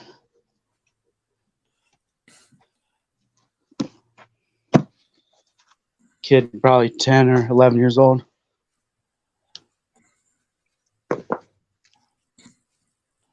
That weird war book, are you selling it at cover price? It's all cover price and then buy one, get one free. Yeah. Did you keep the Daredevil book, Daredevil Meets Hitler, for your own collection? I was gonna read it, Oh, okay. but they're putting out PSR Books is putting one out next. Oh, okay. So I ordered like 3 of those. Oh, okay. That might be a cheaper way to get it then. Oh, I found this. I think I have that one. Still have these. I didn't see the Undersea Agents ones. Let's see the spines again. Yeah, I think I did actually. Those are the ACG comic. Oh, you have. Those things are $50 books. Yeah, I didn't see the Thunder Agents ones either. Yeah. I got this was cool. Got one of these finally. Oh, okay. Is it an original edition or a new one? Limited edition. 10,000 isn't that limited, but what's different about the limited edition? I think it has the figure with it. Oh, mine must be that because I had a figure with it. I saw yours, but it was up in a closet. I couldn't see it. The sides of it. Yeah, I'll pull it down. But I had the figure standing next to my built Dragula, but when the creature from the Black Lagoon fell off the wall, I don't think she was smashed. I hope not. I still have all these archive editions. Oh, I have all of them, or most of them probably. how much was that sugar? Did you put the sugar and spike in my stack? Yeah, I was wondering how much that was. it's either 40 or 50 probably.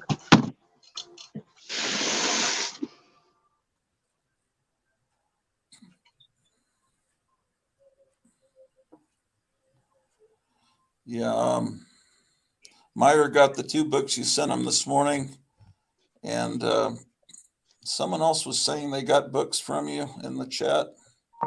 Oh, cool. Who was that?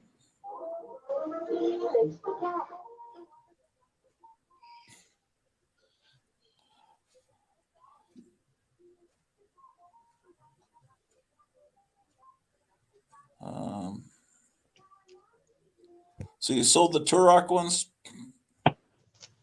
Yeah, I had a line of people waiting for that. A line of people online or in your store? Both. Really?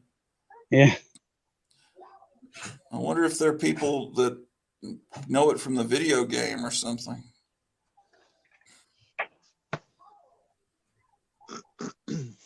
Yeah, that's pretty much all I got. Nothing else new.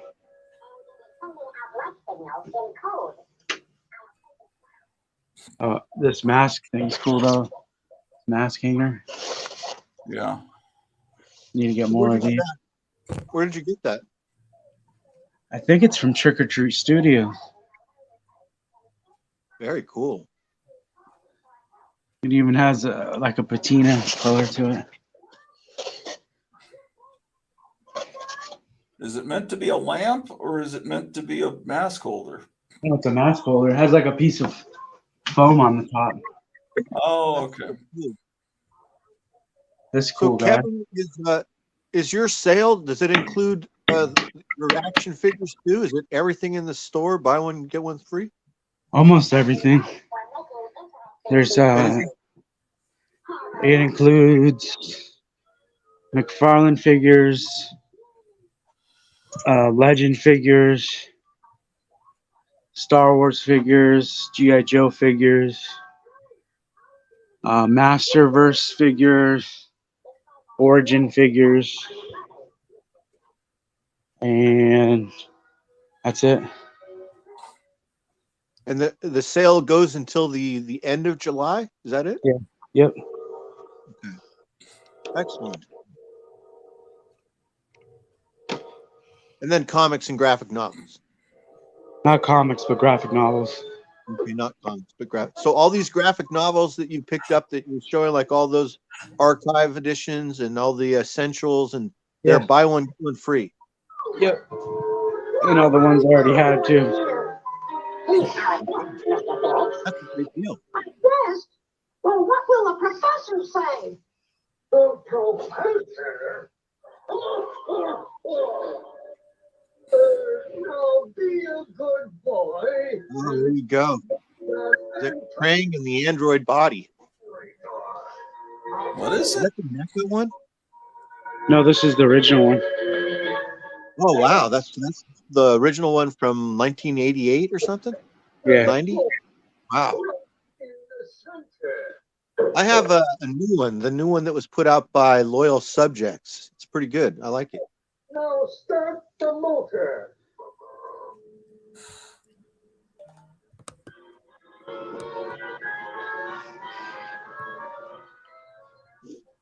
I'm really developing a taste for all this vintage turtle stuff and the vintage 80s and 90s stuff that I really, didn't pay much attention to. But now, especially the turtle vehicles are The kind of fun. Turtles line was the last toy I collected as a kid because I was getting too old. Yeah, it's But we fun. used to bring them to school. We liked them.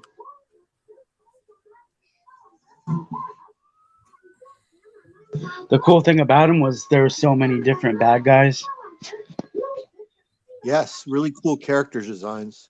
It seemed like every month a new figure was coming out. And the thing that I liked is that they stayed pretty faithful to the original comic, at least with the characters and their everything. You know what I mean? Like from the cartoon, the comic to the cartoon to the toys, everything was fairly consistent. And only bad thing I could say about him is the sculpts were so good, but the paint did not capture it. It couldn't. It would have been too expensive back then, probably.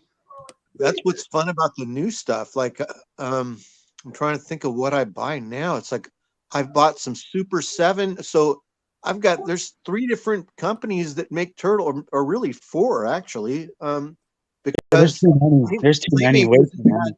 The new Playmate stuff isn't bad either. But you've got Super 7, NECA, Loyal Subjects, and then the Playmate, the actual lines being made for kids.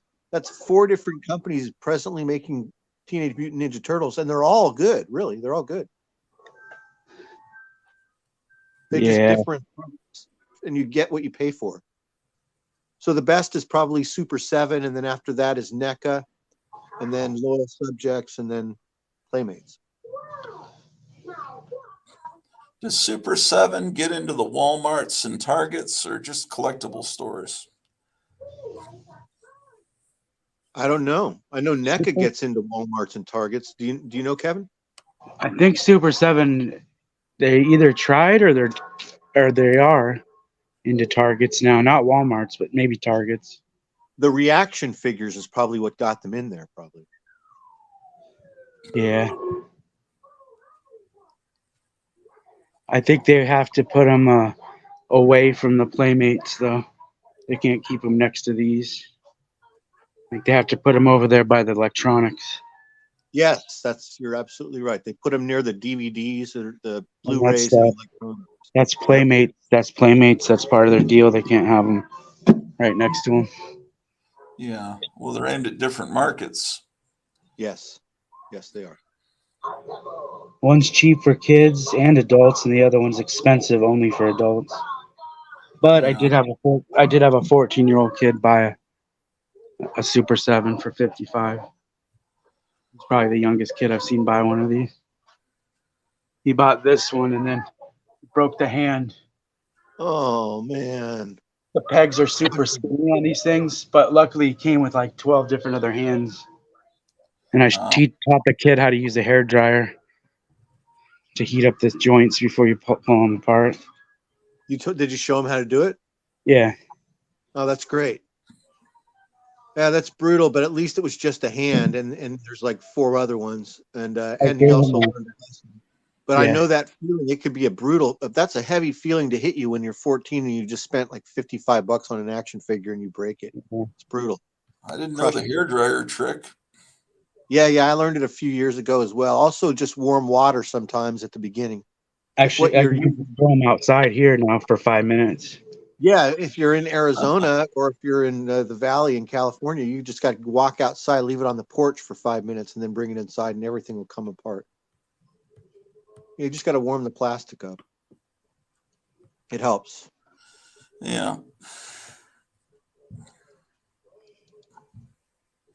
There's I'm doing my orders.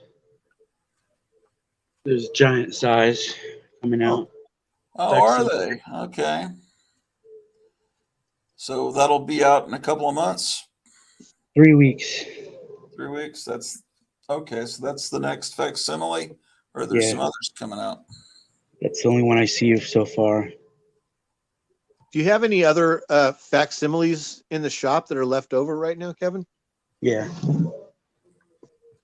I'd like to get one of that My Greatest Adventure ones if you still have it. I don't have that. Oh, can you show me what else you have, and maybe we can start a stack today? I have Hulk 181. I've got that one. She-Hulk, X-Men 1, Avengers 1, Avengers 9, Hulk 1,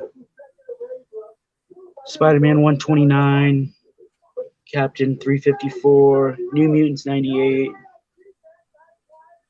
What is significant about the Captain America one? This guy, right? U.S. agent, is that who it is? Oh, really? I have all of those already, but thanks for showing me. Some of them I have the originals. Yeah. 121, 122. I don't have 122. And they did 121 too? Yeah. Can you set those two aside for me, 121 and 122? Yeah. Then DC Detective 38. Brave and the Bold 28. Marvel Family 1. I've got that. Superman 1.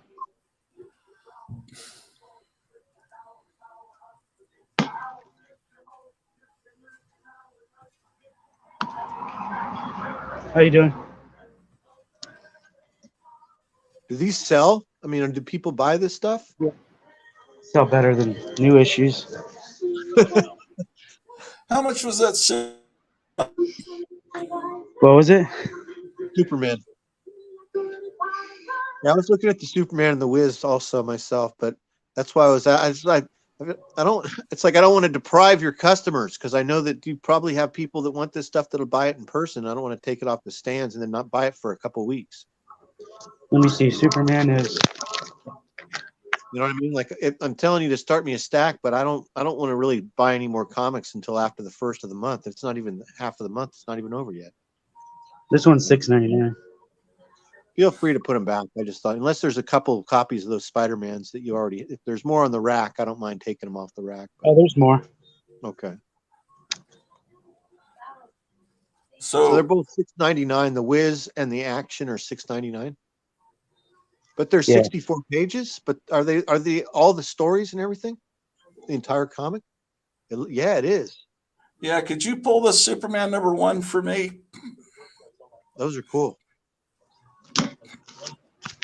That must be a more recent one because it doesn't have the UPC code on the front. No, this came out last year, I think. Oh, I didn't know about it, I don't think.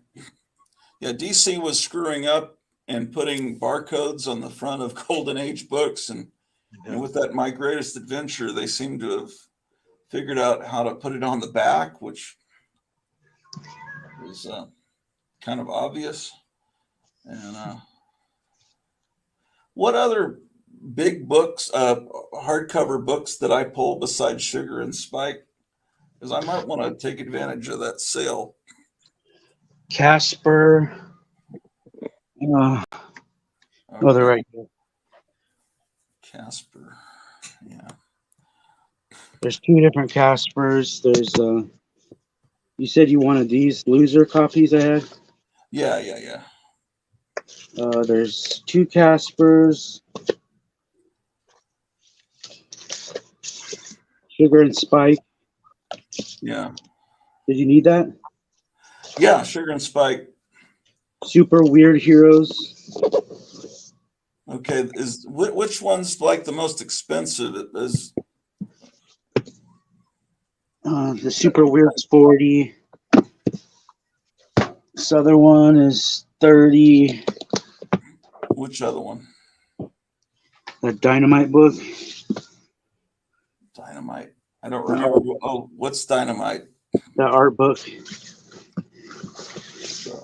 I don't remember what that was. It was an art book that you said you wanted. Some Oh, girls. of Fletcher Hanks? No. There is a Fletcher. Ramona Fredone. Yeah. Oh, right. Okay. All right. Well, I could talk to you privately and figure out which 2 would be the best to get together. 2 of the highest ones, yeah.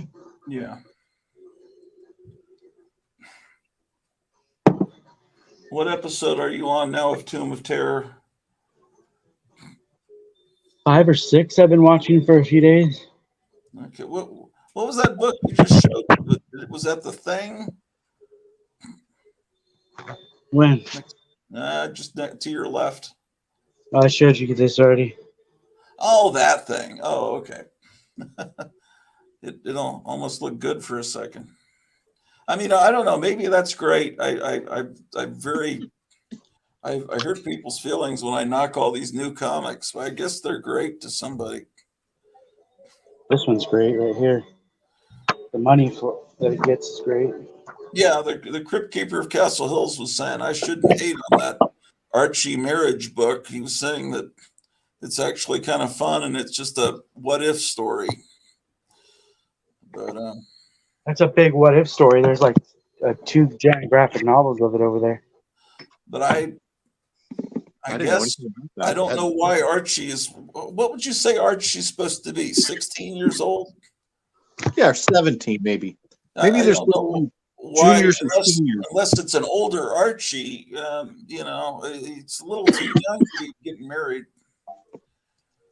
Stupid. Well, I don't know. I've been told now that it's good, but I just am very much old. I just like the old stuff. Maybe it's good. I didn't know. I didn't know about it until you guys were just talking about it. But well, there's a couple of graphic novels he got, and I said, on the live show the other night, it's like, I don't know, who wants that? Well, maybe it's good. Like the Chilling Adventures of Sabrina. Some of that was actually good. I bought that when it came out, like in 2014 or whatever, and it was okay. Yeah. All those graphic novels you buy, you get one free. Every graphic novel in here. I'm kind of, of course, I have my own, bias, and so I've been reading one of those new. I'm reading Betty and Veronica Decades, the 60s right now, because how short the stories are, and they're all chronological through the 60s, and so it's a very good bathroom book. So so I've been reading Betty and Veronica every day for a couple of weeks now, and it's really good. I mean, really good. So I'm biased thinking of that they could do anything that was better than that.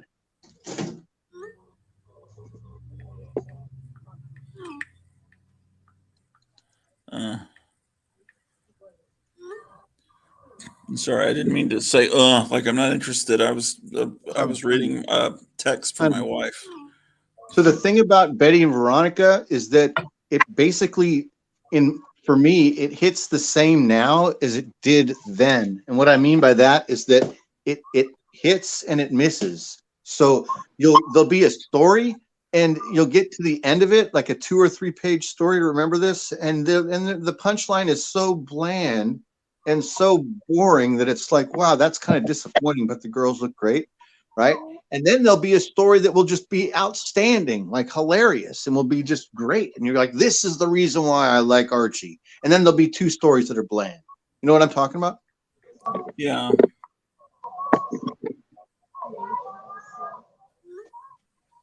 But they're all made by the same 2 guys. It's all like Frank Doyle and Dan DiCarlo, I think. Yeah. And then the older stuff from the 50s is Bob Montana. Yeah, and that stuff is from the 40s and 50s. I haven't read it yet, but I bought compilations of it. I just haven't got to it yet, and it looks better to me. It looks like but I mean, I like the old stuff. Yeah. I'm gonna make some Eggos. I'm popping a couple Eggos in the toaster.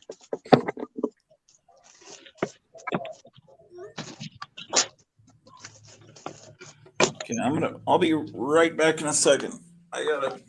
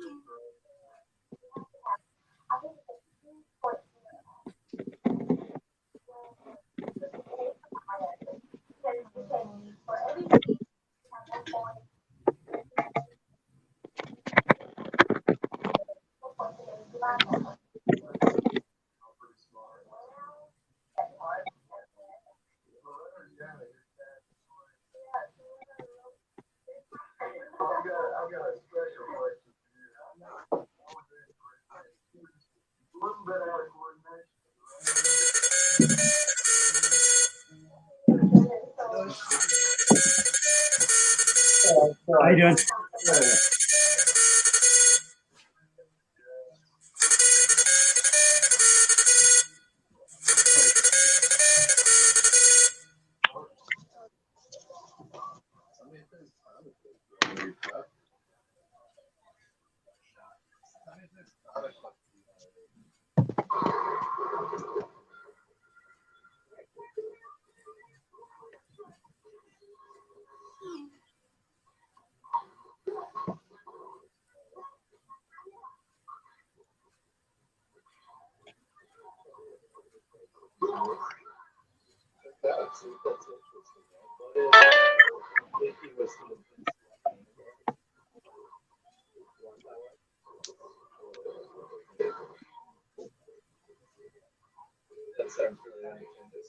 That one doesn't have Mickey in it. What was that? Mickey's not in there. He's not? No, that's what they do on covers now. Put people on the covers that are not even in the book.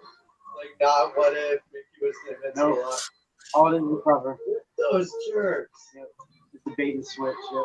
That's not cool of them. No. Clever, but not cool. Yeah. Cool until you open it up and no Mickey's in there. Check out some of these.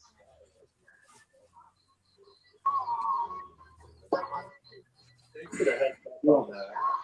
Did you used to be over by the Mason Museum? Yeah, we were over there for 12 years. Okay, yeah, because there's remember that comic book shop that was really cool that we could go into that back door. You know, what's next? And here we are. See a coat plastic shirt too. Oh yeah, I took him to Creep Show for Father's Day. Yeah. Oh, the prop we had over there. Victor. Do you have it right? Victor borrowed it. Oh, cool. Yeah. It was a ton of fun. He Before, likes. the year before, 2 years before, we brought that with us. Oh, cool, Link! Look, it's for Fluffy. But Dad, look. I didn't want to bring it this time. It's too They kind of Oh, were I'll like bet. for free. Oh, it's the dude who wants a good Father's Day. Wants a cake, man. Yeah, I have this guy likes 80s level horror. Yeah. And I'm giving him the kind of 100 level, like little kid intro. Uh-huh. But he's seen Chucky, he's seen stuff like that. I'm thinking that he might be watching American Werewolf in London next. Yeah. 'Cause that's a great one. Creep Show's the best out of all those. Oh, it's so much fun. Yeah. Yeah, it's so much fun. What you find in there, Link? Did you find a couple comics you want to read? Two? Which ones, man? Ooh, cool. All our graphic novels too are buy one get one free. Link, did you hear that? What? The bigger All the books. graphic novels, the Uh-huh. big guys, are buy one, get one free. Consider instead of those. You get a lot more reading for the Yeah, summer. dude. So, hey, check it. See these big guys? Instead of the little comics, choose two of these because buy one, get one free. Did you already read the first one? I have the first one. Yeah. Yeah, I don't have the other. She's a cool character, huh? Oh, yeah. And there's I other could ones find a that smaller other version. ones too. But, I think the last issue comes out like around Halloween too. Really? I wonder if what they're gonna do, like keep her around. Like, a smaller version Yeah, like she's kind of that. like a newer character, right? Huh? That's 12.96, fine, please. Yeah. Yeah. I'm down with it. Grab that change. Spider-Man? Right there, man. I should. I might have 15 if I. I like your Howard It shirt. will make it easier. Yeah. I don't know if you heard, but I've been introducing him to some 80s level horror. You don't have to worry Oh, Yeah, yeah. need a receipt. about Okay. I started him on Gremlins first. Here's the best Christmas movie of all time. And, then I took him to Creep Show for Father's Day. Yeah. What you got there, man? Yeah, we're right there. Let's go. Darkwing Duck.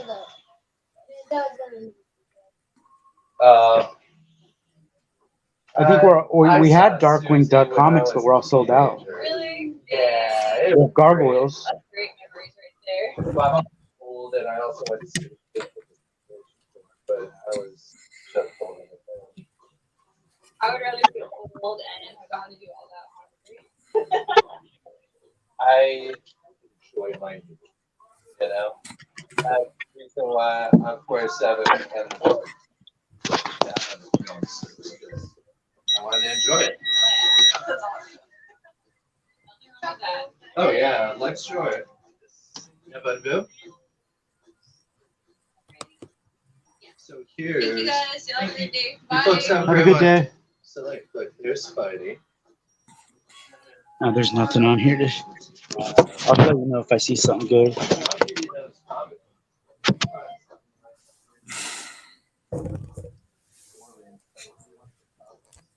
There's Godzilla. There's Godzilla graphic novels too. Godzilla, you talking to us or them? Oh, those guys. Oh, okay. Are you guys into Godzilla? Yeah, Godzilla. There's Godzilla comics too. Oh, thanks, Bill. Top shelf, left, right part of the shelf there. Awesome. Thanks for the heads up. There's a giant one too. So up to the right, just over. Yep, he found him. There you go, man. Oh, these are good guys. So all of these. All these on the table. Yeah, but logo means I will get one. That means you choose one, I give you another one. Choose the biggest. You got Batman.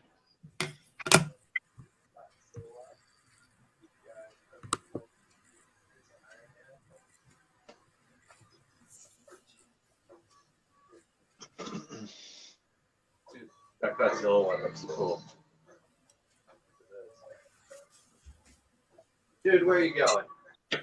Pull your horses, man. Where do you think you're out to? What do you think you're doing? Where do you think you're going? Come on. Come on. And you silly guy. We got another one? Yeah, get it. There's also this. I think that one looks like. Yeah, it's like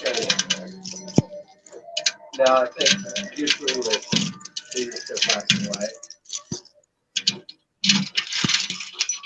You want that one? Yeah. All right, so which two should we find here, pal? Those two? Let's look, man.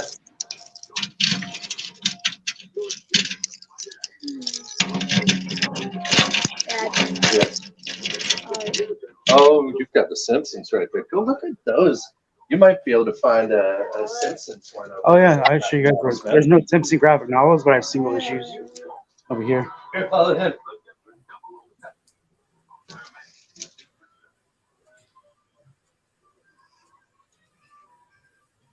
Right there. That's one. That's issue 2, issue 3, issue 4. There's the Animaniacs.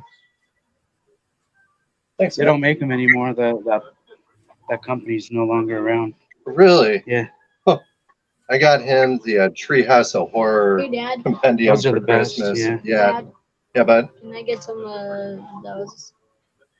Yes, you make it those two and choose 3 comics. And then Dad's teacher allowance money is running out. So it's paying. What do you teach? I'm a high school art teacher. Art teacher? Cool. Yeah, I mostly do old school shows and silver photography, but I also teach art history. Oh, cool. So it's a good life. It Yeah. just pays teacher wages. Yeah. Look at this Chucky. Right there. Yeah. Let's see it, man. Yeah.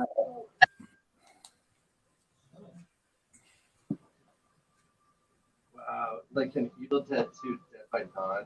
I cannot wait to show you how to do something. Chucky. Oh yeah. I don't know who that guy is. But he's pretty good. Chucky. So, Link, they find a Kandarian dagger, but I don't think. Oh no, he stabbed.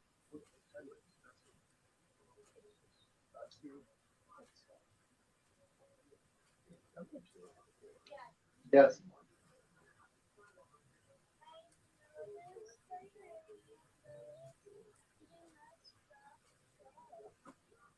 Hi. Jude, get back here, mister. I am very sorry to That's my okay. tonight. Come here, Jude. Sorry about That's that, all right. sir. No I worries. got this one at the creep show showing. Oh yeah. Yeah, pal. Yeah, I told Victor he should have picked up more. Oh yeah. He said he filled out right away. I was with him and he's like, Dad, treat yourself. You know you want it. That is the face of the guy. Well, I know.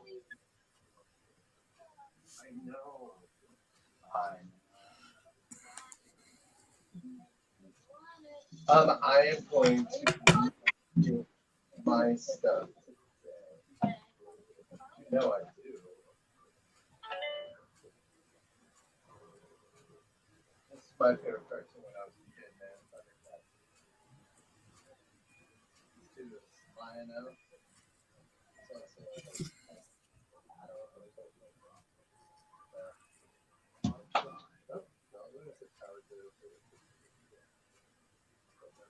Oh, hold on, like I want to look at the shirts.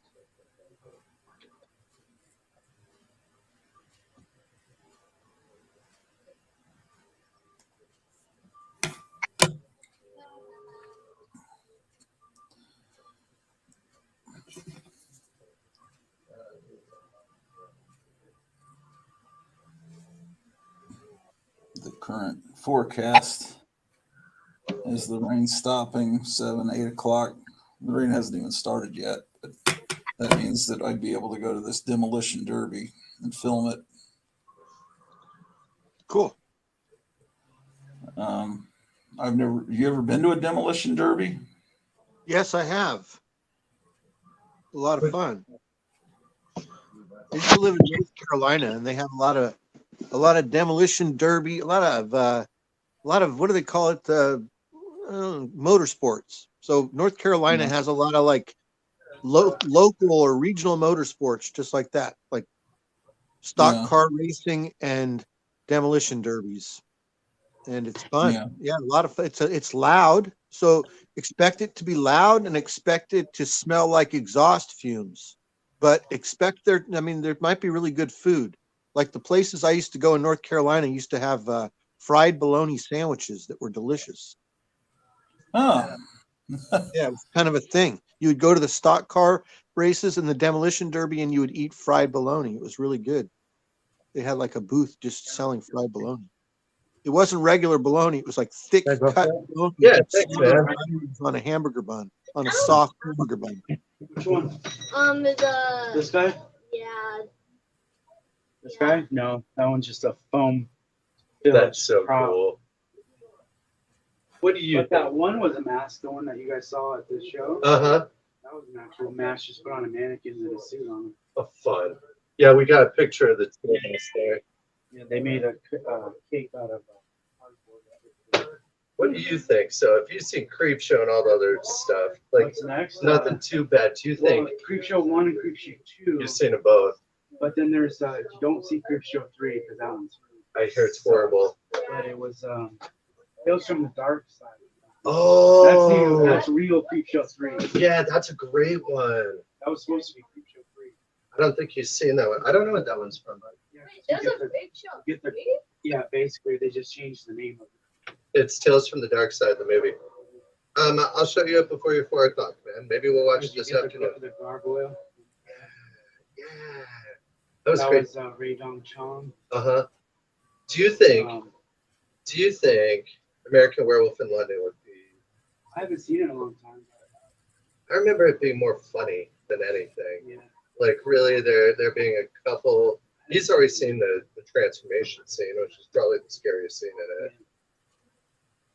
That's scary. How about the He hasn't seen that one yet. Cool. That's a That fun was one. the first thing that really scared me. When I was little. Was it? Yeah, pal.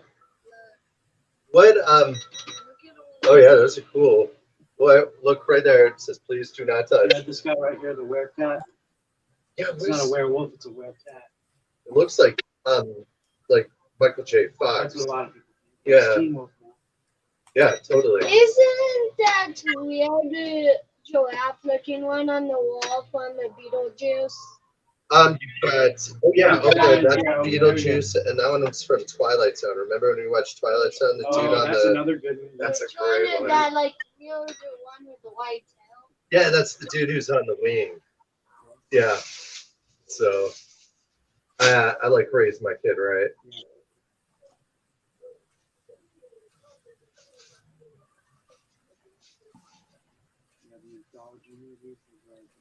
Oh yeah, totally. I loved those. Too young to see Trick or Treat.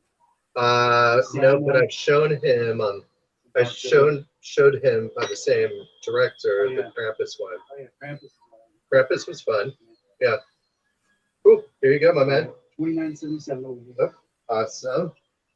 I'll tell you what, my friend. Anytime we're over here in Mesa, we live in Central Phoenix. Usually, Samurai ends up being our place. Yeah. But anytime we're over here, I really like this spot. Thank you. So, anytime we're over here, I'm more than happy to poke our heads in.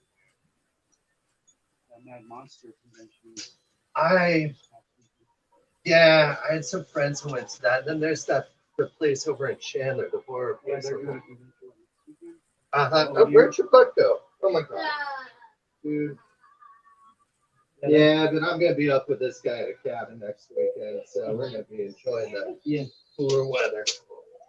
Dad, Yes, Tom. I know, man. You got yourself one. All right, pal. Seats in the back for you guys. Hey, thanks a lot. I appreciate it. Yeah, yeah. I hope you have a great one. Oh yeah. All right, like, here you go, man. Yeah, dude.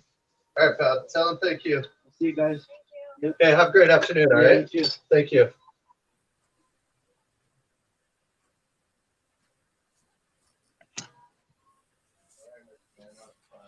Sounds like he's raising his kid right. Yeah. Yeah. Yeah. And it sounds like a new customer, like first time in the shop, and it was a good sale. That's nice. No, he's been in here. He lives on the other side of town, though. Oh, okay. He was saying he goes to the other store, but he likes my store better. Oh, that's nice. Oh, shoot, they forgot their water bottle. Oh. Yeah, they need that. 110 last night, 10 o'clock at night or something, probably. The nighttime temperatures are like part of the whole thing. It's like is that it never cools down. Guys' water bottle.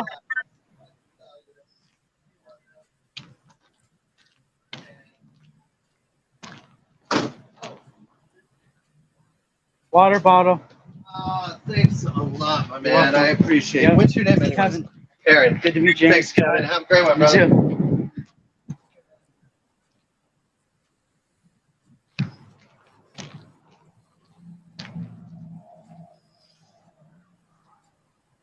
Can you smell the asphalt burning? No.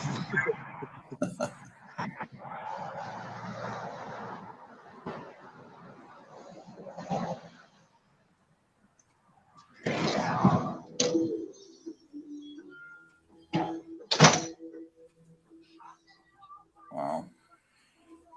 That Weird War book you've got there, does it start with the first issue? That phone book thing?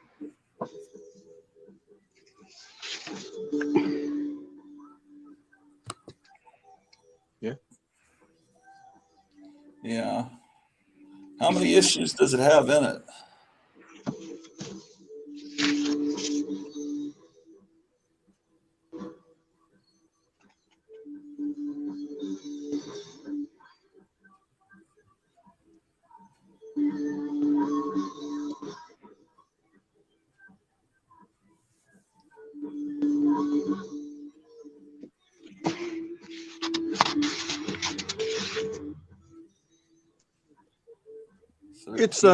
It's 1 through 21 because I have it right here. Oh, you do? Oh, okay. Yep. I just pulled it off the shelf. It's 1 through 21. It says on the back cover. And that's like a $12 book? $19.99. Oh. Man, I thought those were like $10 books. Yeah, it is 20. Some of them are $16.99. Yeah. Like this one. That one's thicker though. Oh. Yeah, it is. It's one of the thicker ones. So some of them are 16 and some of them are 19. I see. I thought maybe they raised their price at some point. But there's some good ones that he had that I have, like that you mentioned, that I would recommend. Like I think that one that's called The Great Disaster. If he has that one, that's a good one. I don't know what that is. The CEO of Funko just got fired, I saw. It's the Really? Atomic Knights. It's all the Atomic Knights stories. The I don't CEO think of Funko's going to be Funko. around too much longer. Funko, really? Yeah. Why did they fire him? The sales going down?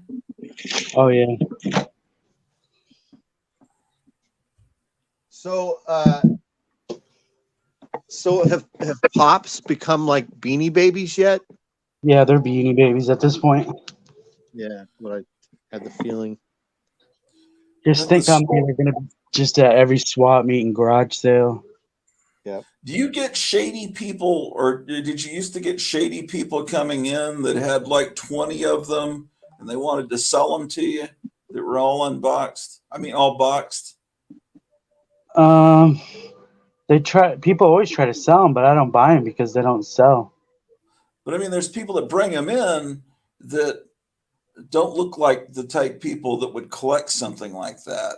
Oh yeah, yeah. I'm just wondering if they like were shoplifting them and then they took them to the comic store to Okay. sell them. Same old, same old. I think. I don't know. I guess that could. Oh, I caught a guy trying to shoplift one here. Do But you it's remember like which one he was trying to steal? dress. I think it was a Jurassic Park one. It Yeah. wasn't even worth it wasn't even worth anything. Hey, what about this? I got a question. What about if somebody comes in with a Jason Voorhees pop Friday the 13th that's signed by Kane Hodder, and he wrote Jason on it and then wrote Kane Hodder? Oh, he's Kane Hodder is so easy to get his autograph. He's here like 5 times a year. Yeah, so it's worth nothing, right? $10? It's only worth it to the person who got it because you had a chance to meet him for $20. Yeah, that was me. And it wasn't even me that was into it. It was my girlfriend at the time, and so I paid But the when you $20 try to to buy it when you for try to her. sell something like that, you're never gonna be able to sell it. Yeah, so it's just sitting here on my shelf. So who is Kane I Hodder? would- The guy who played Jason? Yeah, he's the guy that played Jason, but just like what Kevin said is totally true. He's got a huge film credit, but he also has made a living off of going to conventions for years and years. And he's all over the West Coast because he probably lives in LA. And so he goes to every convention in California and Arizona every year. Right? Yeah, he's there all the time. He was just here last weekend. Yeah, so he played him in all the movies? No, Most just the earliest ones, I think. he's in most of them. He's Kevin trying was to. on about this stuff. Yeah. Eric's pointing out the 30. I remember the $30 million worth of Funko Pops being dumped into a Oh, landfill. that's right. Yes. That was the start of it right there. That was the start of the collapse right there. Well, for a while, people were buying anything that was any figure. They didn't even care what it was. I guess they thought they were all going to become valuable. Yeah, maybe those first ones they made How the about, whole. have you guys seen that guy on here that there's like probably multiple channels. There's probably lots and lots of channels that are just nothing but Funko Pops. And some of these people own shops, like stores that sell nothing but Funko Pop. It's very much like the Beanie Babies. It's a collapsing market. There's a guy. Those here that have them, like stores in the mall. That's all they do is pops. Yes. There's a guy in New York that has a comic store that has a channel. I can't remember his name. He's got like a red beard, that real scraggly beard, and he's Oh, kind of that's pop. He's pop something. Yeah. Pop fun to play. but he has a whole wall behind him. But he has really good taste in comics. When he buys them and shows comics, he's enthusiastic about the right ones.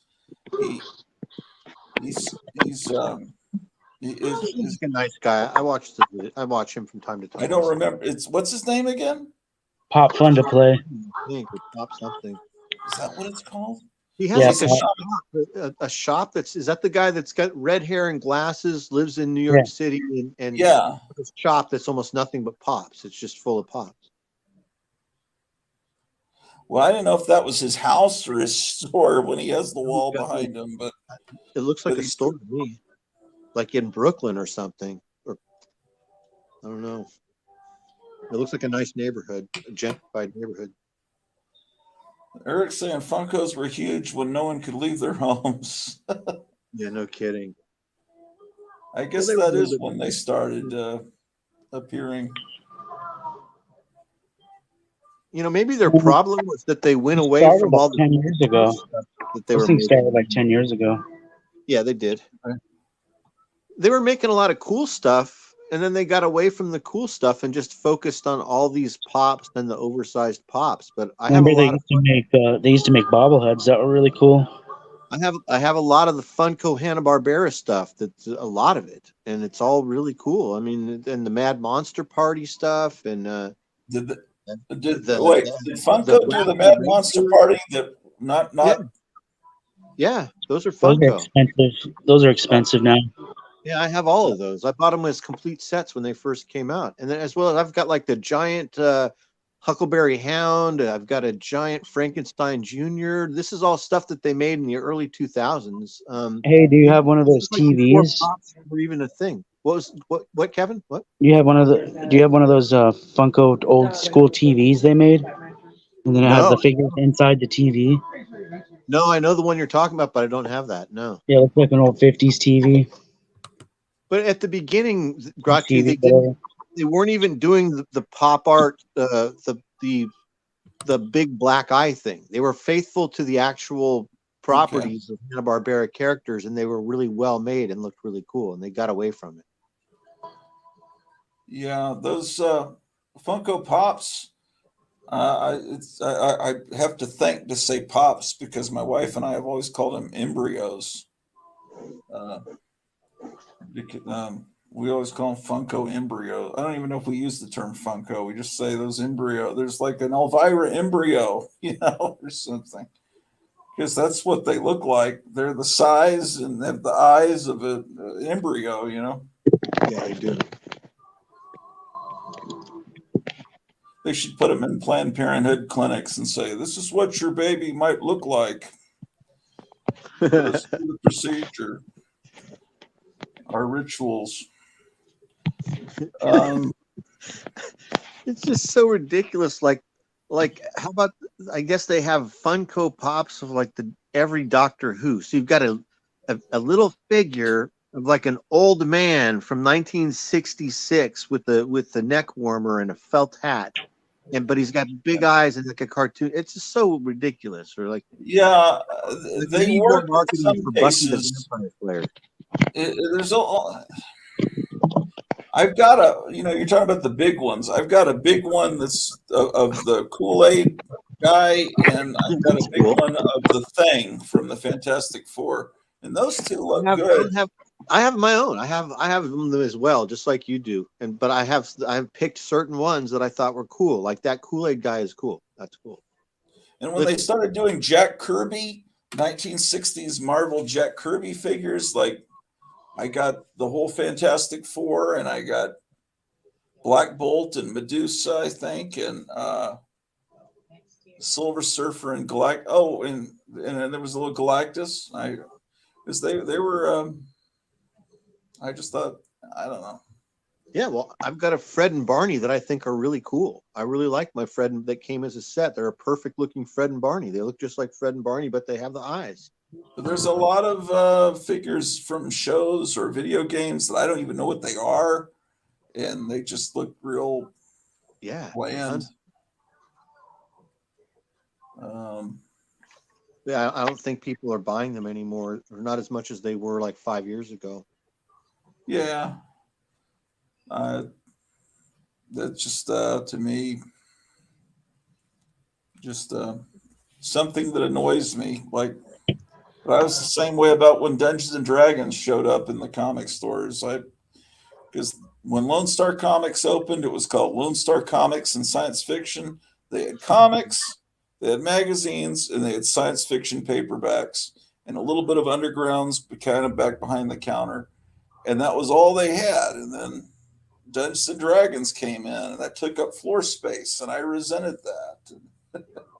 And pretty soon, it was there was all kinds of stuff that the comic books were in the back, and they always had cool vintage comics in Lone Star Comics. Then at a certain point, it shrank. It's kind of like what they did with DVDs in the big stores. Or in CDs, remember they used to fill up the whole half of Best Buy, and then they shrank to nothing. And then the comics just one day they disappeared, and then they're all online. You have to go online to buy them. It's like, and that's when mycomicshop.com started. But the owner of Lone Star was always trying to keep it a family place. And he got so upset with DC in the 80s. I've talked to people that worked there in the 80s, and he would just get furious. Oh shit! I have a delivery. I got my frames. What was he furious about? Was it vigilante or pun? What was it? I think it was more probably, but he was most furious about Lobo Oh, being Lobo. a Superman villain in the Remember. kids Superman comic. And I know people say those comics aren't made for kids. You know, it's always been a kids medium. I mean, I know there's some that, but and then there were adult Lobo comics where he's doing things I can't even mention Right. on YouTube. And then so a kid would, you know, it's like a gateway. The kid sees Lobo and he's cool on the Superman comic and wants the other comic. That's what he had a problem with. So what he did is he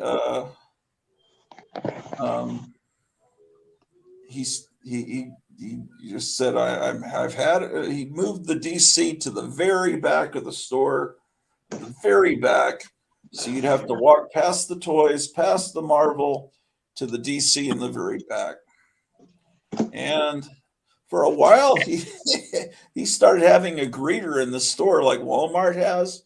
He'd get a little old lady to sit in the front like a grandmother to greet customers to create a family atmosphere. Really? When was Yeah. this? In the 80s? 90s? Oh, you know, you kind of lose track of time, but I can Right. remember based on the location. The original location was only there a couple of years from 77 to 79. And then he moved to this other location. And that location was there when did Arkham Asylum come out? Was that 86? I think like 89. I got it in 89. I bought it in 89 at the PX in Korea. I remember then, okay.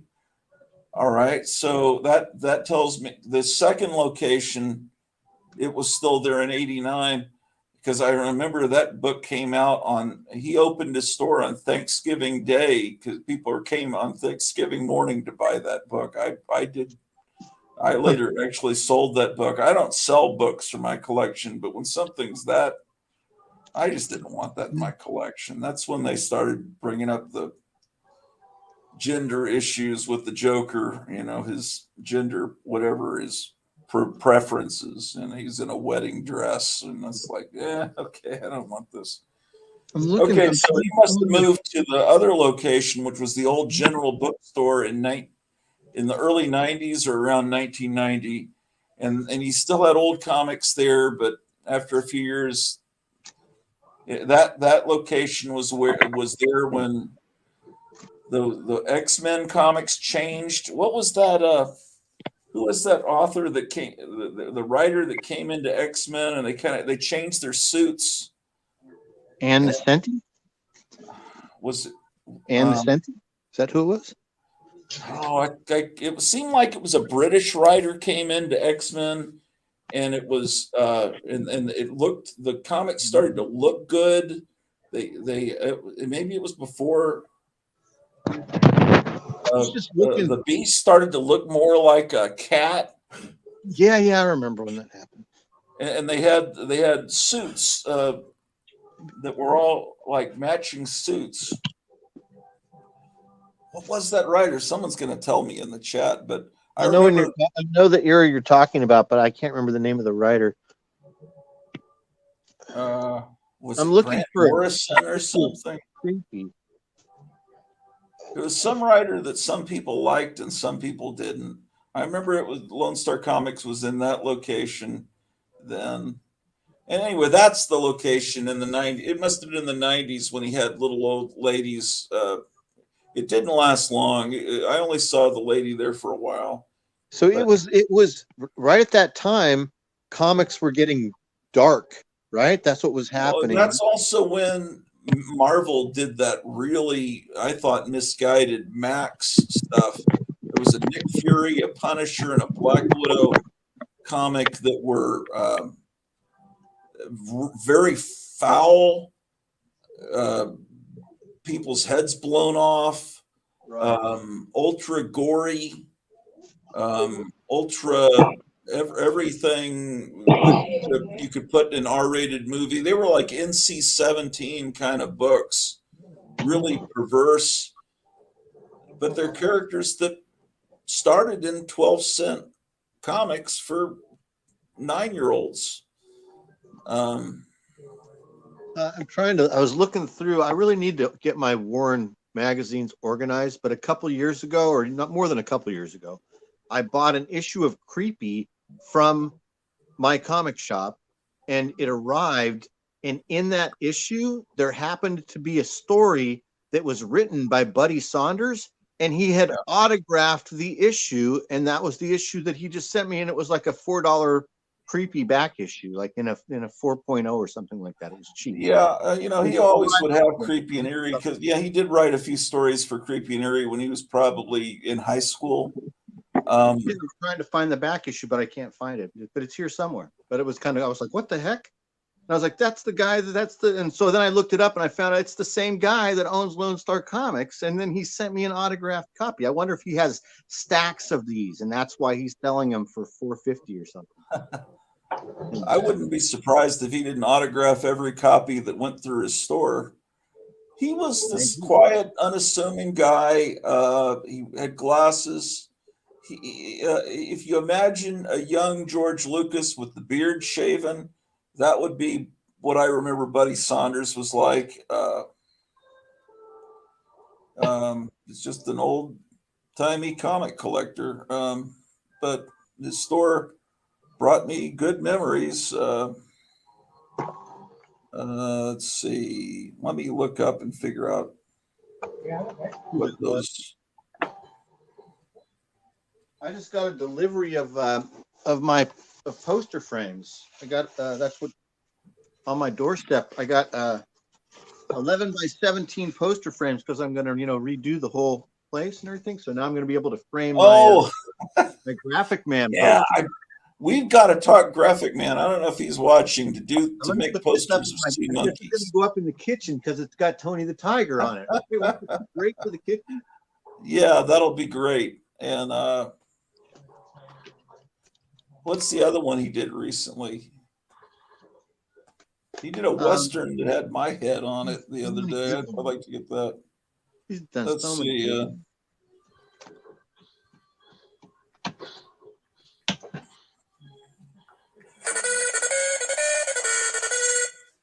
Well, hey. Well, not too much. What's up? I'm on a live stream, but if you need me to drive you somewhere or take you somewhere, I can break away. What's up?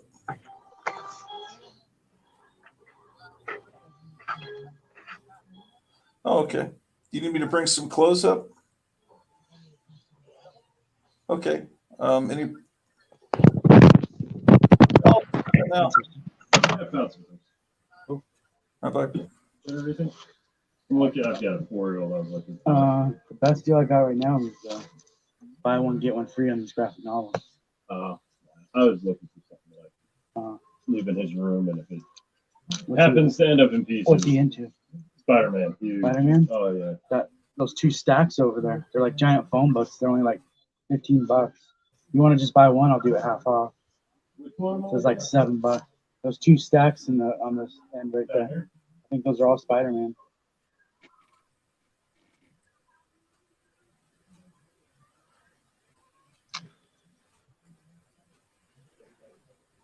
There's a bunch of them there. Do half. Great. If you don't want 2, you just do half price on 1. Okay. Yeah. this mess? He doesn't care about his stories. He just likes that. Yeah. He probably wouldn't like it in black and white either. Yeah, that's what I was just I saying. know his kids. He might not dig that. They don't like it in black and white. Yeah.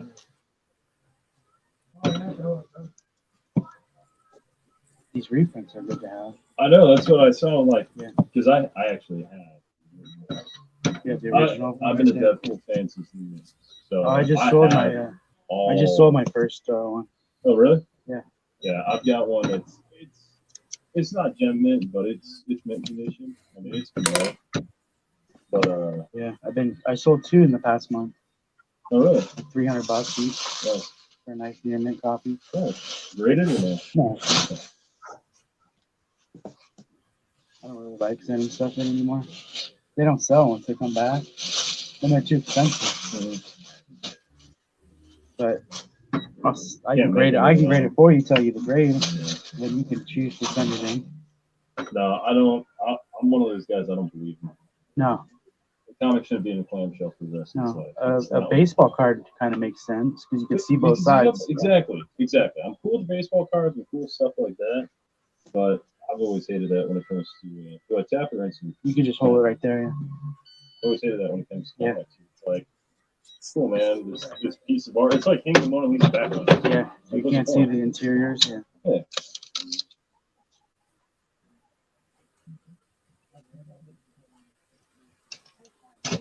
Sign right there. I have these nice acrylic cases, like those old baseball card ones where you screw them down. Oh yeah, yeah. I have those for comics. Nice. And if I have an expensive comic, I'll just put it in Put there. in that, and we should take it back out. Yeah, I can take it out and we'll read it. Chop into it. Mm-hmm. And the thing's thicker than the thing CDC page. Yeah. When the movie came out, I was Yeah. I never in a million years thought we'd get an actual dead movie, especially after Origins. And my kids were like, "Oh, he's pretty cool. He's funny. I like him." I'm like, took out my box, opened the box, and it's just Deadpool comics. Yeah. He was way different though back then. Oh well, he's been written a bunch of different ways. Because I don't know when he became funny, but when he first started, he was just like a silent assassin. Well, he was an assassin, but he had like an asshole sense of humor that's morphed into this like zany sense. Well, now he's like the actor that plays him. It's basically him. Oh yeah. I can't see him in anything else now. I forget which it's like one you are Deadpool now. There's an issue. I forget the girl that wrote it, but she was the one that started the whole like thought bubble thing. Right? Oh, what's her name? When in hell he was breaking the third wall. Yeah.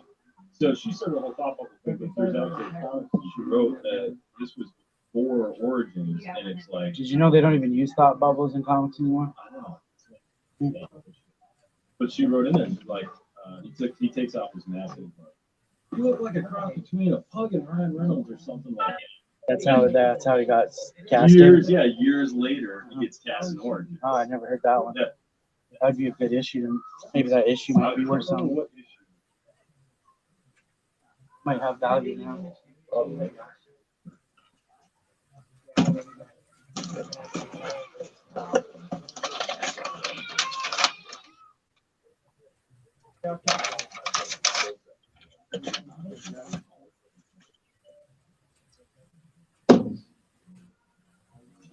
Oh, that's what it is. It says, hey, if you look like Ryan Reynolds crossing the Sharpay, you'd understand. This is, what issue? Oh, it's from Cable versus Deadpool.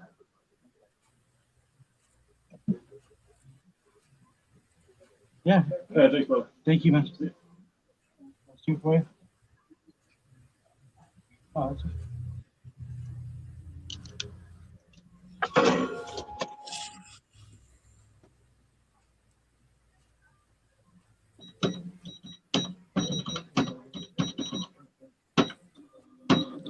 2165.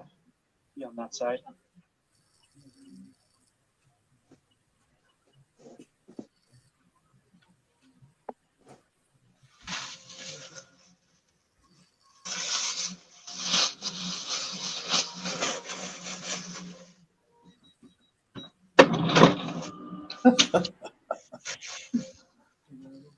Isn't that what he does? Oh no, it's I think it's like 50. Look, I can't see shit. Hard to see out through here. Yeah. I could do buy one, get one free. If you guys want to buy like 2, Matt. I can't find these X-Men comics I was talking about. They may not be Uncanny X-Men. It must have been a different line of comics. Right. I had an Undertaker with 2. What it was a British writer. Why can't anyone tell me? Was it Grant Morrison? Did he write X-Men for a while? Let me look him up. I swear. You should. Why don't you just go to? Are you at my comic shop and just look in? I was just flipping through, looking at the worst art I've ever. All those. Yeah, that's what it was called. Here it is. It's called New X-Men. This is the comic I was talking about. I remember that being out. So I don't know if people look back on that fondly or not. It was the American written by Grant Morrison. Oh, it was a retitling of the then ongoing second volume. Oh, that was when they started that new X-Men comic that was just called X-Men, where they had 50 different covers. And so after a while, I guess they changed it to New X-Men with issue 114, July 2001. Okay, that it wasn't the 90s though. So 2001. Okay, man, it's been a lot of time. 50% off. This past 248. to me, 2001 is like yesterday, and I guess it's been a while. I don't know. I wasn't buying many comics, but I started buying those comics because they look good. I'd looked at the X-Men during the 90s, and it just looked awful compared to what I remember from when it was John Byrne art. I don't think I kept going long after John Byrne left. I'm gonna take some clothes from the basement up to my wife real quick. I'll be right back. Let me. So I've been inhaling. It smells like maybe some Malaysian paint fumes. Like that's what it kind of smells like. Factory in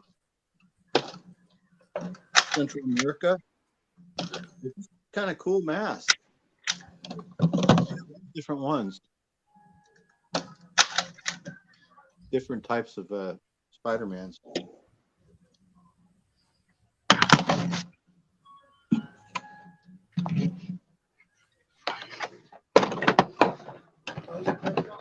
Well, I should try that then. Hold on, let me try this.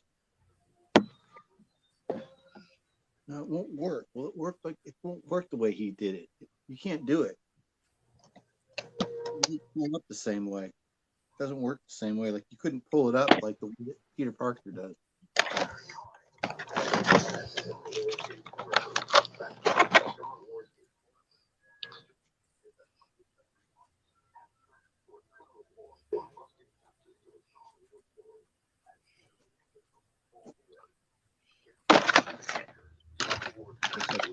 Right?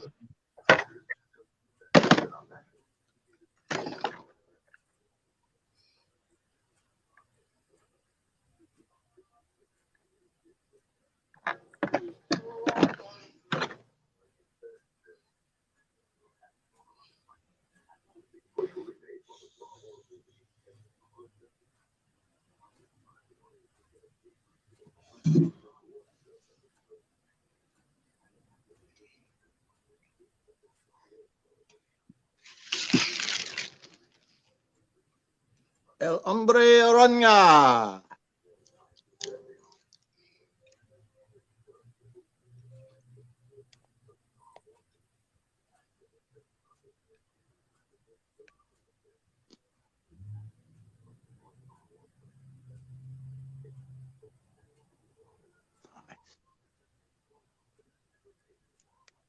Okay.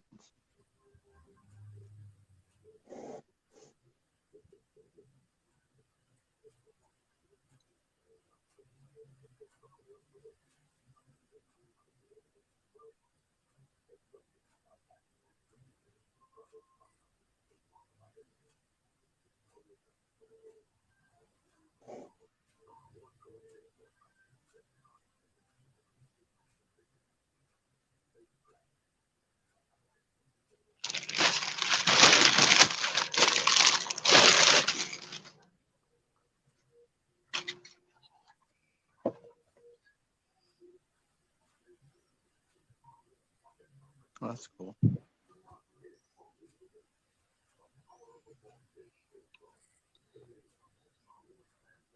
that from something specific, Kevin? What is that from?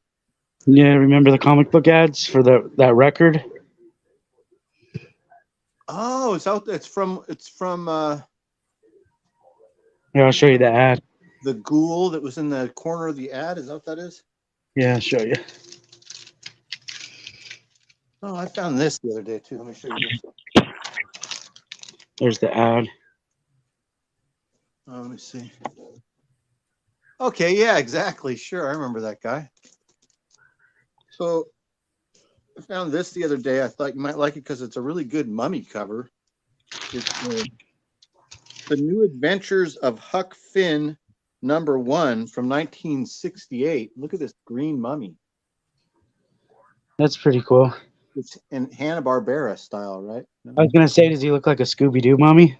Yeah, this was a Hanna-Barbera show. So he looks just like a Scooby-Doo mummy, and the interior of the comic is all in that style. What issue is that? This is the first issue. It's #1. Huck Finn #1, Dell Comics or Gold Key? Gold Key, and the actual title is New Adventures of Huck Finn #1. New Adventures of Huck Finn. Put it on my list. This was based on a Saturday morning cartoon that was live action mixed with animation, like Bedknobs and Broomsticks, right? These were the kids that played Tom and Becky and Huck. And they would be lost in a Hanna-Barbera cartoon world. And the villain would usually be Injun Joe, and Injun Joe was voiced by Ted Cassidy, the guy that played Lurch in The Addams Family. Oh, wow.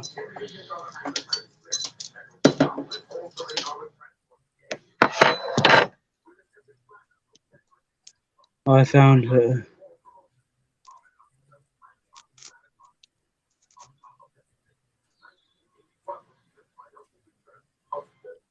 my comic shop has some.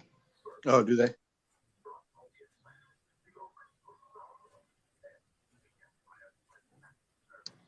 It's probably an inexpensive book. Who would want this?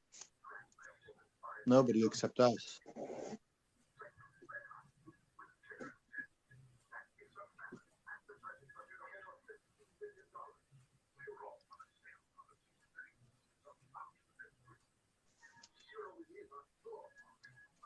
Oh, you know what, Kevin? Hey, Kevin, do you have can I ask you a question about your DC multiverse, your McFarlane DC multiverse?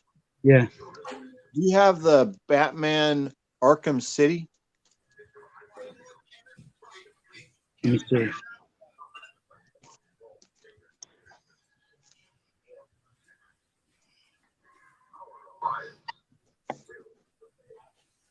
No, I'm down to not much. Oh, really? What is the book no one would want but us? New Adventures of Huck Finn #1 by Gold Key Comics, the Hanna-Barbera version based on the cartoon, remember? The live action. You might be the only one. Remember with Injun Joe? Remember Injun Joe was in there? Remember that? Was that in the Banana Splits? It was, I think it was separate. Okay. I never watched the cartoon. Yeah, I don't think. Yeah, I watched it. That's probably when we were living in Germany and I didn't have access to all the network shows. Okay, yeah, maybe so. I feel like it was was it Jambo? It seems like I remember there was a Hanna-Barbera Tom Sawyer Huckleberry Finn cartoon where there was a mix of live action and cartoon. That's what this is. Oh. It was, and the Injun Joe, the villain, was Ted Cassidy, the voiced by the guy. Yeah, I heard you saying that. I was listening to the sound while I was, but I couldn't see it. But yeah, I never saw that cartoon. I've just seen commercials for it. Yeah, if you see it, you'll remember it. It was if you see it, you'll remember. It was Hanna-Barbera animation mixed with live action, like I would describe, like Bedknobs and Broomsticks. Was Jodie Foster Becky in that? No, but the girl kind of looks like Jodie Foster. You sure it wasn't Jodie Foster? I don't think so. It doesn't on the cover. It doesn't. I mean, there's a similarity, but I don't think it's her on the cover. Well, there was another one around I the don't know. same time with the guy from Family Affair and Sigmund and the Sea Monsters playing Tom Yeah, Sawyer. the little drummer boy, right? Yeah, The redheaded man, kid. let me look up. I'm John pretty sure Whitaker. Jodie Foster played Becky in something. Yeah, you're talking about the Tom Sawyer with Johnny Whitaker, and she Right, was, and she was Jodie Foster, and that was a feature film. Yeah, this was a cartoon. It was a Hanna-Barbera Saturday morning cartoon. It was a half hour long. It was probably 69 or 70 season. Yeah. We were in Germany then. That's why I didn't see it. All we got was Roger Ramjet, the Hulk, Captain America, the Flintstones, Sesame Street, and Felix the Cat.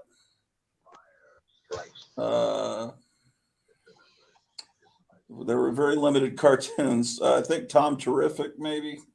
Yeah. Very limited selection of cartoons. First issue is pretty cool. This would also be kind of a fun comic to read. I see there's a guy selling those Creature from the Black Lagoon that looks like they're coming from the wall for like $30-something on. That's a scam. That's a scam. Don't fall for that. Oh, it is? Yeah. Well, I'll just have to figure out how to live with I don't know how to get these claws glued back to that styrofoam. You don't need the claws on there. So that's been a scam going on for a while. Since I saw it like a week or two ago, then they changed it. Now it's a different guy doing it. Really? Yeah, the one guy took like 300 or 400 people's money. Whoa! Wow! Now it's somebody else. Or the same guy with a different name.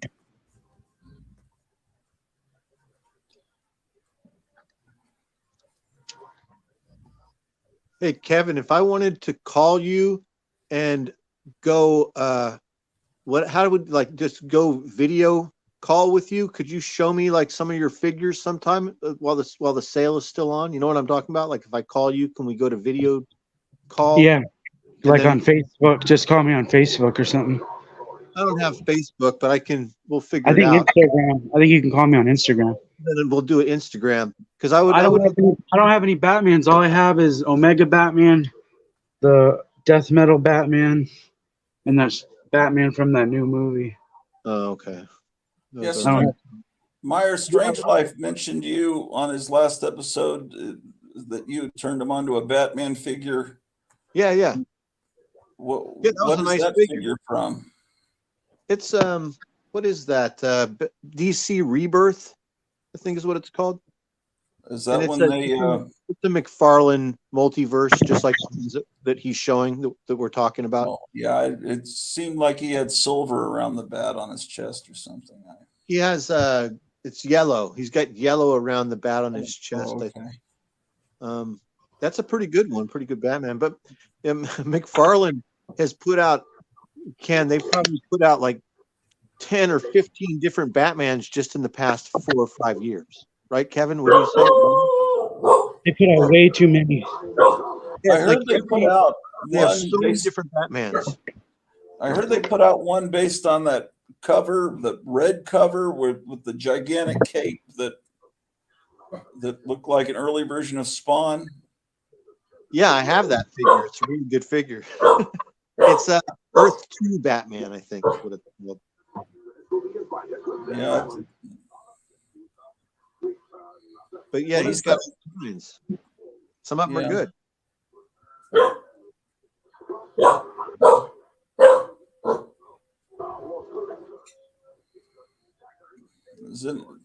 So it makes me nervous when these kids come into your store, and I'm wondering what's on that episode of Tomb of Terror. I'm trying to make sure they're PG rated.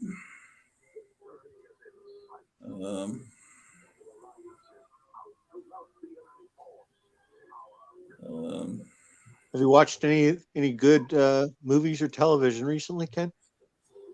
Every time we sit down to watch something, something will happen where we have to watch some interview with some, because we're trying to figure out what's going on in the world. But we were watching like the Marvelous Miss Maisel, like, and then we got into season 4, and it everything. I can't. Trust me, season 4 it takes a real bad turn. It's like I was thinking this writing doesn't. I think it's probably the same writers, but it's just like this. It just. I'd have to explain to you off of YouTube why it's objectionable, but also, also I don't want to give away anything. Call from Fugazi. Fugazi. Huh. This is a good way to get a little promo glimpse of your show. Oh yeah, he's gotten a lot of publicity. I don't think he's brought in many customers, but because I don't have that much. Like right now, there's 5 people watching. I don't have that many subscribers during the workday, but I think, yeah, I mean, all the he's made to the 4-color fossils, you know, these, yeah. I guess I brought him some business. I just watched a really good commercial the other day, and I'm really hoping you remember this commercial. I didn't remember it until I saw it, but it was for the Star Trek communicator set and their walkie-talkies. And one kid goes, "Kevin, come in. It's Jeff." And you remember this one? And he's all, "Go ahead, Jeff, come in, over." And they talk about it. Yes, it's so hilarious. And you know the one I'm talking about? Yeah. I'm sure I put that on Tomb of Terror on one of these episodes. I'm pretty that's sure. what I was thinking. That would be one that would be right up your alley for Tomb of Terror, because it was very hilarious, unintentionally funny. The whole thing that was happening was very funny. Yeah. Dated and you know. Yeah. Yeah, walkie-talkies used to be fun. Mm-hmm. Is it you that also calls cell phones walkie-talkies? Yeah, I'm trying to do it more. I told my cousin to do it as well. He's trying to do it more too. You got it from Beetlejuice, right? No, I got it from you. You mentioned it in one of your broadcasts a long time ago. I got it from Beetlejuice, not the movie, but the real Beetlejuice, the little guy. Howard Stern show. Yes. Yeah. To me, he's the real Beetlejuice. Yeah, it makes people are excited they're making a Beetlejuice too. I don't know why that would be exciting. How's that going to be any better than, Indiana Jones today? I mean, why would a ghost age? How are they going to explain Beetlejuice looks 40 years older? But it's all right.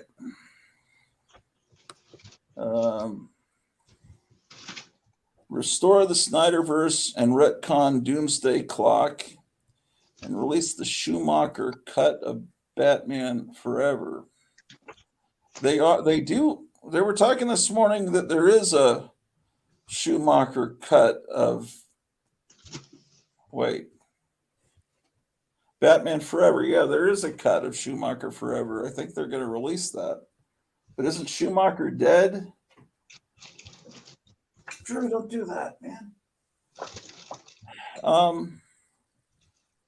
Restore the Snyderverse, retcon Doomsday Clock. I'm trying to retcon Doomsday Clock. What does that mean? Doomsday Clock, isn't that the sequel to Watchmen in the comics? I don't know. I haven't seen it or read it. Well, the Snyderverse, it's hard to say on that.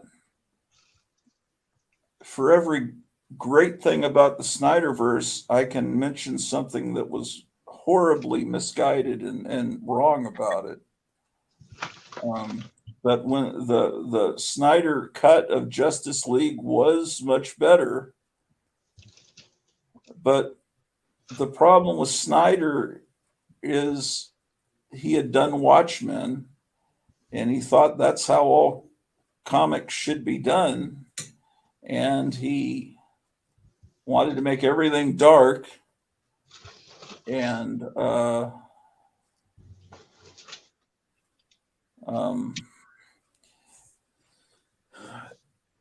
mean, yeah, I mean, he made changes. Like, he just thought, reality superheroes would be this way. They wouldn't really necessarily be heroic. They would kill people. And so he has Superman kill someone. He has Batman killing people right and left. He doesn't like the idea of Jimmy Olsen, so he has him killed off instantly in Batman v Superman. He has Batman and Superman fighting, which shouldn't have worked unless you'd established 10 years of movies where they're friends, and then you could maybe have them for some reason. But they never really did fight. That's all something from these modern comics. Because Batman wasn't someone that Superman would disapprove of, because he wasn't a killer. That's all in this recent stuff. But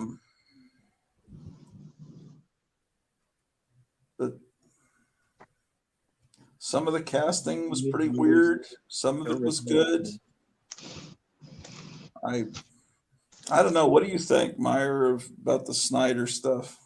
I have very limited knowledge. I haven't seen really any of the new movies, and I haven't, or at least I haven't made it through any of the new movies, and I haven't. Well, these aren't. We're not talking about new. We're talking about, like, it started with Man of Steel, and then Batman versus. I haven't seen any of those. But I didn't see those. Those are new. It's in the last 20 years. It's new. Well, they came out. When did those movies come out? Man of Steel. I don't even remember. Man of Steel's probably, shoot, I don't know, guys. When did it come out? 2010? No, I didn't see it. I didn't see it at all. I don't think Man of Steel's worth watching. Justice League is fun. I didn't see it. Wonder Woman was great. Then Wonder Woman 2 was a piece of garbage, but it's the same director. And I liked it. I saw the Wonder Woman. I made it all the way through, and I enjoyed it. Why do you think they set it in World War I? Was it because Captain America had just come out, or because they were afraid of showing swastikas? Maybe both. Maybe both. I'm not sure. I don't know. But whatever it is, it's the reason why is political correctness is the reason why. Well, Captain America, if you think about it, you never saw swastika because the Red Skull, and that wasn't an agent of Hitler. He'd broken away from Hitler and formed Hydra already. And he had a different symbol, the Hydra symbol. So they wouldn't have to worry about action figures with swastika armbands. So it has something to do with psychological operations, obviously. So when we were actually battling the swastika and actually fighting real life Nazis, after we had won that battle with them, no one was ashamed of showing that symbol because we had taken the power away from that symbol. The symbol didn't mean what it used to mean. Yeah. It wasn't this horrible, well, it was a horrible thing, but we had defeated the symbol. We took the power away. But now they're using that symbol for their power, and they've given it a false degree of power, and so they are omitting it from their version of history. Yeah, they want you. The only time you see it, it's supposed to be when these. Don't dress up and pretend to be protesting. It's the same as like Nazis in the park. The same as Nazis marching in the park. Of course, you just let the Nazis march in the park, but they're not going to do that. They want to kill the Nazis now, even though they don't even know anything. So it's very interesting. And those are the same people that used to listen to Crosby, Stills and Nash and Joni Mitchell and Right. yeah, it's the same people. But I'll tell you, the underground comics the hippies read in their teens and 20s were so extreme and so opposite of political correctness that it would. And then when they were in their 20s, National Lampoon was really extreme, and that could never exist today. Right. And then that's what I was just going to say. And then they ended up, so they criticized their parents and said that they were squares, right? You know, that the 50s was square, Archie Bunker was square, but then in their adulthood, they became far more authoritarian or oppressive than any of the people they criticized. Hundreds and thousands of times more, you know, the opposite. Right. Very telling. Yeah. But yeah, Wonder Woman was good. What else? What came after? That's probably the only thing. There was Aquaman, which I still haven't yet watched. Right. I mean, I have it on Blu-ray. What happened is we were coming back from Houston to Dallas. We were driving, and then there was bad weather coming, like real bad weather. It seemed like the day after Christmas, for some reason, there's always bad weather. And because the year before, tornadoes were skipping all around us, and we stopped at some restaurant, and somehow my wife's glasses blew off, and she didn't even realize it. And so she lost her glasses. It's probably there was a tornado over us. So this time we decided we're not going to try to drive and be completely blind and wind up destroyed on the highway. So we pulled over at this drive-in movie theater. It's new. It was built around the time of MySpace. I remember them advertising on MySpace. But it's got 4 screens, and they try to make it look 50s. So we stopped and watched Aquaman, and it started raining so hard while we were watching Aquaman that it's like we were in the movie because the rain was just drenching. It's like we were in a submarine trying to watch it, and we couldn't hear it or really enjoy it. And so I bought it on Blu-ray. I still have yet to watch it, but it looks like it was fun. The guy doesn't look like Aquaman, but it looked like a fun movie if you forget that. I guess The Flash was the last of the Snyder movies. Yeah, I didn't see that. So there was another Flash that came out before the one that just came out. Didn't one just come out? No, The Flash that just came out is a movie that was filmed years ago, and it just now came out. But it's part of the Snyderverse, in that's the actor that, for some mystifying reason, Zack Snyder thought would be Barry Allen. That weaselly-looking kid that got arrested multiple times, right? Yeah, for some reason they wanted him as Barry Allen, and it's the exact opposite of what Barry Allen is supposed to look like. They picked somebody that's the exact opposite. This kid looks shifty. He looks like a carny or something. Very shifty. Why would you pick him to play a hero? And if Barry Allen's supposed to be like a classical looking hero, right? Shouldn't he be a tall white guy with blonde hair with a crew cut, maybe? Yeah. He looks like he's because he's a cop. But I don't know. I guess they wanted representation or something. Weasel representation. They needed the weasel. I mean, he's guilty of. He was wasn't he kidnapping and doing? Yeah, I think he was running a sex cult. Yeah, there was incredible lapel video from the cops in Hawaii where he was talking about his gender, and they pulled all kinds of crazy shit out of his pockets. He had Nerf darts in his pockets. He had drugs and Nerf darts and shit. It was funny as hell. I don't know. I don't know. Yeah, he told the cops not to misgender him. He said, "Don't misgender me," like that. And I mean, there were cool moments. There were, few cool, but for everything that was cool, there was something that was not cool. I think things are in. Oh, there was a really bad Suicide Squad movie. They took and that was part of the Snyderverse, and they realized how bad it was, and then they re-edited the thing and put in 70s pop music because Guardians of the Galaxy had just come out, and they figured that's how they would fix that movie. And then I didn't see that, but I got this the other day. This is great. This is that new Suicide Squad of the old Suicide Squad. This is the good. That was something that was popping up at that store, that Remainder store, that I can't Ollie's. I've never been in an Ollie's, but they bought out some giant warehouse of DC graphic novels and were selling them for years. I think they finally ran out of all that. But so yeah, I remember when Suicide Squad came out. I remember that new. So I didn't see any of it. I just saw pictures of it. I saw, I know who Margot Robbie is. I saw the new Harley Quinn with the tattoos on her face, and the Joker with the tattoos on his face. Oh yeah, that was another bad thing, is the Joker from that. But the Guardians. What is the Guardians of the Galaxy guy's name? I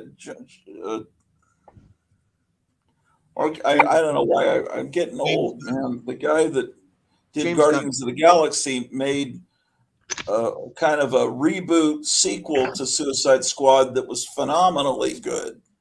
Okay. And so now he's been given everything, and he's making a Superman movie. Oh, okay. And so he's got a guy that looks like Superman. He's got Miss Maisels playing Lois Lane, whatever her name is, the actress. He's just cast someone to play Metamorpho in the movie, so it'll probably that's coming out. I think 2 years from yesterday, or the day before yesterday, is when that movie's coming out. 2 years from now. Hey Kevin, did you hear anything about that Amazon exclusive '89 Batman and Batmobile? I heard about it, but I'm not really interested in it. Oh, you're not. So I missed out on the release. Like they just released it, but then I heard that they're going to put it out again on the 17th of this month. So I might get it. I don't know. I don't like his figures. They're too tall, too muscular. Look at this. This is supposed to be the first appearance right here of Superman figure. Oh, is it? Look how he'd look nothing like that on that cover. Let me see him. I just got the Golden Age Flash, and I like the figure, but I agree with you in that he's way too muscular. He's like huge. I wish they'd go back to the DC Direct. They look more like the comic books. I saw a picture from like 1940 with Jerry Siegel and Joe Shuster, and they had a Superman action figure back then that was articulated and about the same scale, and I've never seen. Oh shoot! Is it the one that was it the one that was made of wood? Because I've seen might the one. Have been. They showed someone. They got the logo right. That's about it. So maybe he the head looks a little like body's wrong, right? Yeah, they're just reusing a body that from the new comics. He looks kind of like the Hulk. He's got the posture of the Hulk. It doesn't look right somehow. It almost looks good, but didn't he get the red boots pretty early on, or did he not have red boots? I guess in Action 1. I don't know.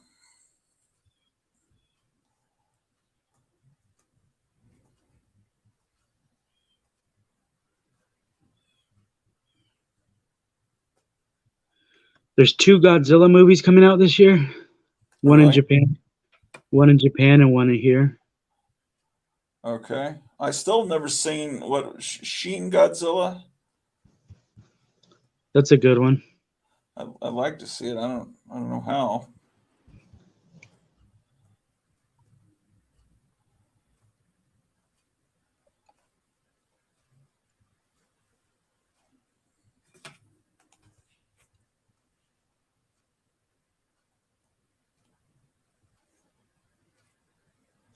See, now they got rain predicted at 7.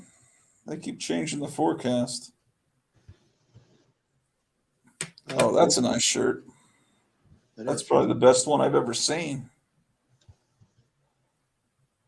So you're placing an order right now for upcoming stuff? Yeah. Did you order that? You ordered that George Wilson book, right? Uh-huh. Do you have any idea when that's coming in? I had to look it up to check. Yeah, Spinner Rack Studios just put a comment that he would have, on that last video, that he would have bought that Tomahawk run. Wow. But That's what Lead Paint said that too. it was literally from issue 1 on. No, it's missing like 1, 2, and 3. I think it was from 4 to the end. Okay. There was doubles of some of them too. Yeah, that started in the early to mid 1950s, I think, and went to the early 70s. I've never heard anybody come in here and ask for Tomahawk. It was always a comic no one wanted. I think the only people in the country that wanted it are the us and the guy that bought it. It was, I mean, it's That one and Commandy's always been a tough one to sell. well, Tomahawk was a Western comic. I mean, then in the 60s they started adding monsters to it to make it sell, and then it became kind of a something else. And then I think towards the end they dropped the monsters. It became Son of Tomahawk, and they tried to make it a little more serious. But that their eras. I've got one where they're fighting a giant Frankenstein monster. I think that's, it's when they fight the giant monsters and the dinosaurs that it gets great.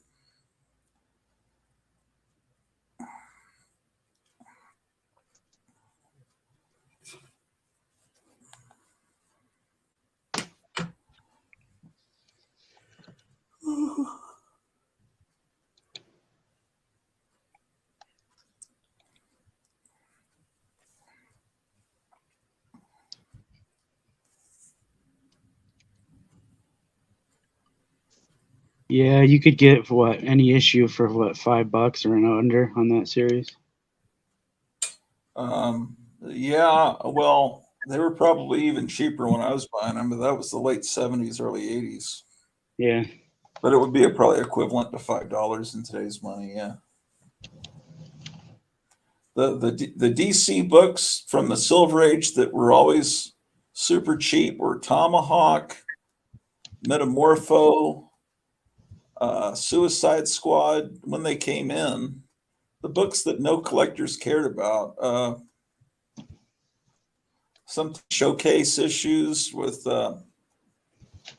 like Dolphin Lady or something, stuff that no one cares about. Now nobody cared about that back then. Yeah, what were some of the other ones? I'm trying to think. There were a bunch. I'm trying to think of them too. Rima the Jungle Girl. Yeah, I'm thinking of the 12-cent ones. Yeah, you're thinking of Because to earlier me, the stuff. 12-cent books were very exotic because they were old. So Anthro was probably nobody. Anthro's another one, yeah. Nobody cared about Anthro. And those books, some of those books were even in the quarter stacks all the way up into the late 70s, early 80s where I lived. So I bought a lot of that stuff in quarter bins in like 1979 to 1983. Yeah. And you didn't see them very often. It's probably because they didn't think they'd sell. They didn't put them out. But there was Angel and the Ape and Bob Hope and Jerry Lewis. And there you go. Those are some of the other ones. Sugar and Spike. You just called about. You just mentioned Sugar and Spike. That was another one. Sugar and Spike was a great early on, and so whenever I saw those, I would snatch them up, and nobody else seemed to want them. I didn't think. Yeah. Sugar and Spike is one of the only. I've got two comics that were given to me by my older brother. One of them is a Classics Illustrated, and the other one is just Sugar and Spike. And they were the only two comics that he owned, as far as I know. And he gave them to me when he was probably 10 and I was 5, and I still have them. And one of them is a Sugar and Spike issue, and I read it over and over and over again. And then it was a number of years before I saw another issue, and I started buying them. It was a 12-center.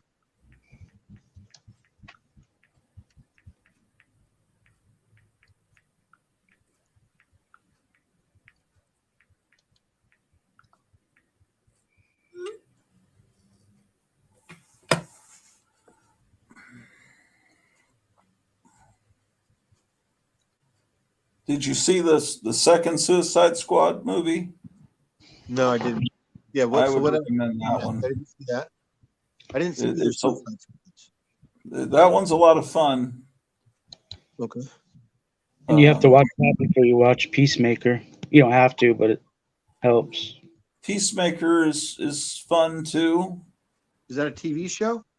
Yeah. Okay, yeah, I haven't even seen it. I'm terrible. I'm really bad. What kind of comic fan am I that doesn't watch the movies, just reads the comics? Yeah. Well, no. I buy the action figure. Yeah. Here's a Metamorpho. Really cool Metamorpho. He's Yeah. metamorphosing. Yeah, he's got some guy to play Metamorpho that looks just like him. Oh, really? That's cool. Um, He's got white skin and he's bald, no eyebrows. Kind Half of, the- actually. He's apparently on some TV series that I've never heard of. Let me look him up. You know, I did watch some of those TV shows. I watched that Arrow TV show and I watched the Flash TV show, and they weren't bad at the beginning. I liked them at the beginning. Yeah. Just lost interest and stopped watching. Yeah, well, they started having problems. Yeah, see, And I watched Riverdale at the beginning. See, he kind of he looks as much like Metamorpho as you're going to find, you know. Yeah, he Maybe looks like doesn't have the square lady jaw. that played the ancient one. He looks like the lady that played the ancient one in Doctor Strange. Yeah. There he is in a suit. I don't know who this guy is. Cool that they're going to do Metamorpho. He's always been a cool character. Yeah, he's putting Metamorpho in it, and Hot Girl, and cool. Mr. Terrific, and this is James Gunn, so there's going to be humor infused into it. What's that, man? Shit, well, I don't know that he's going to make it a complete. Probably, I would imagine it would be played. I would hope that it would be similar to what he did with Guardians of the Galaxy, in making it more like a comic, like in that there's got to be some lightness to it. There would be humor. It's not going to be complete darkness, and it would be. I think with the Superman movie, I imagine he'd play it pretty close to the way Richard Donner did it. Play it with respect and not make fun of the character. Yes.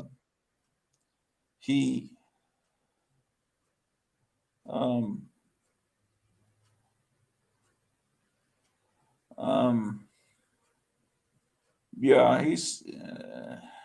I mean, and that Zack Snyder, boy, if he's not adapting something that exists already, he's terrible.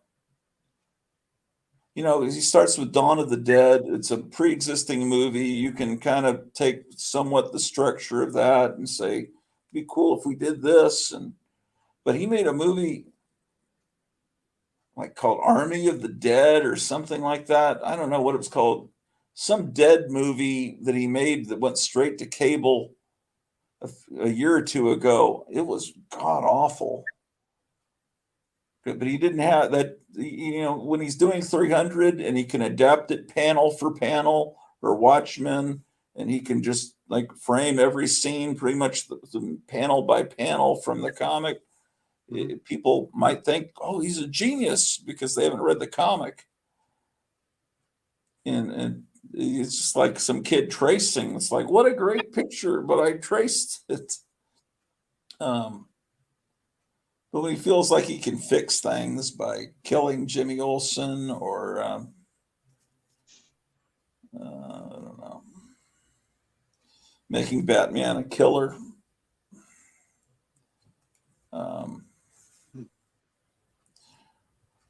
Did you see the Joker movie? The Taxi Driver version. No, I haven't seen it. I would recommend that. That's in Yeah. a completely different universe. It's just a remake of Taxi Driver with Joker makeup. But it's well done. I mean, it's even got like 1970s commercials in the background. It's just like they're making a, it's very, but you know, it's owes everything to Taxi Driver. And now they've got a sequel with Lady Gaga playing Harley Quinn.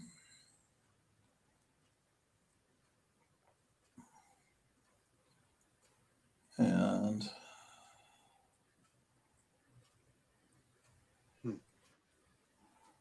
Do you think that people are what getting movies tired? have you seen? What's that? What movies have you seen that you've liked? Comic book movies, you mean? Yeah. Oh, I liked those Guardians of the Galaxy, the first one and the second one. I liked those. The third one's good too, believe it or not, even though Third one. Disney's. Yeah, I didn't see the third one. I'm trying to think of what else that I liked. I tried to watch that new Spider-Man the other day. Now I don't remember which one it is, the title. I can't remember, but it's the one with the kid that's not even Peter Parker. Like he can skateboard and he's cool and he looks like an underwear model. Yeah. You know, his hair's all spiky and right. He's already like he's already got a hot chick. It doesn't even none of it made any sense, right? But it was terrible. I think I made it maybe 15 minutes the first day, and then I watched it the second day for another 15 minutes, and I had to tap out completely because I got angry at something, really angry at something. Yeah. Well, that was the second. Sam Raimi did 3 of them, and the third one was hated.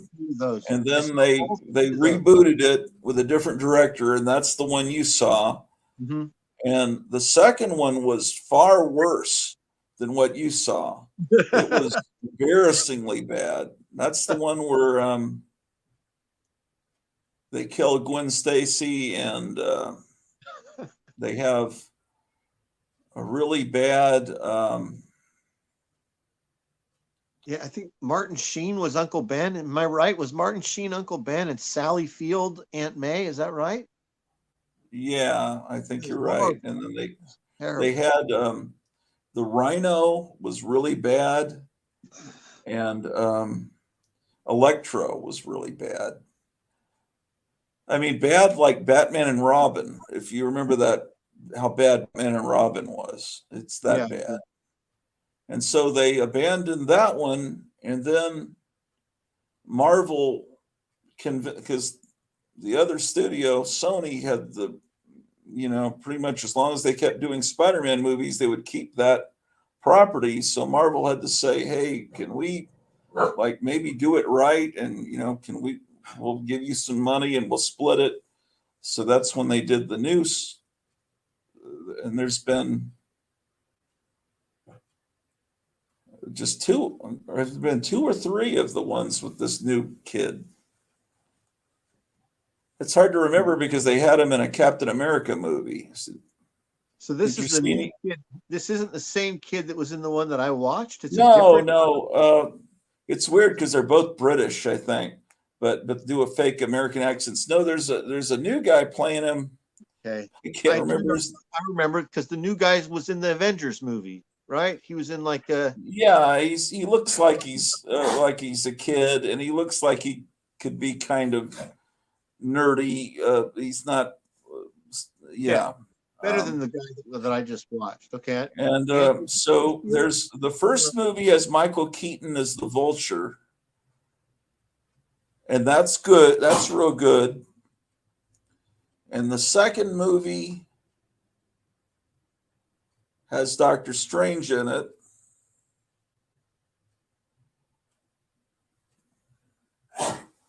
I think that was the last one.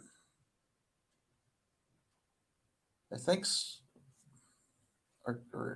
or has there been three? I can't remember, but they've been consistently good. The new Spider-Man movies. How about the But Venom? Did you see the Venom movie? Didn't Venom get his own movie? yeah, but I didn't. I saw a couple of minutes of it when Let's we see. visited my wife's family. It did. I don't. I'm not. Venom was not anything ever that I read. That's after I stopped reading the Spider-Man comic, and that's not a character that brings out any nostalgia for me. Just a character that annoys me. It's like to me that'd be like watching Pokemon or but Deadpool is not a character I ever read either. He came into the comic, and I watched the Deadpool movie and I enjoyed that. But then this friend of mine that read the X-Men he had like issue 1 on, and he's 7 years older than me. He saw Deadpool and he hated it. No, I thought it was great. So that's the other ones that I saw. I saw Deadpool and Deadpool 2. I thought Yeah. those were good movies. I enjoyed both of them. I saw Dread. Dread was incredible. I've seen it multiple times now. That's an incredible comic book movie. Right, And right. I like it because it's the guy that's playing Dread, and the character is and he looks just like Dread from the comics. And then the girl that's playing Anderson, she's also Anderson. And so it's like they didn't try and change anything or screw anything up. It was an extension of the stories that we had already read and seen, in the comics Yeah. like 30 years ago. It was a very good movie. So I saw those. Then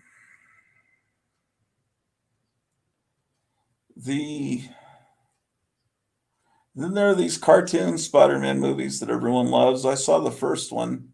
I didn't see the second one, but I don't know anything about Miles Morales. But I saw the first one too, but it was okay. I remember enjoying it, but I remember it being it's forgettable. I don't remember very much about it. I remember it flew right by, and I don't remember much. there were three new Spider-Man movies. The second one had Mysterio, and Okay. then they had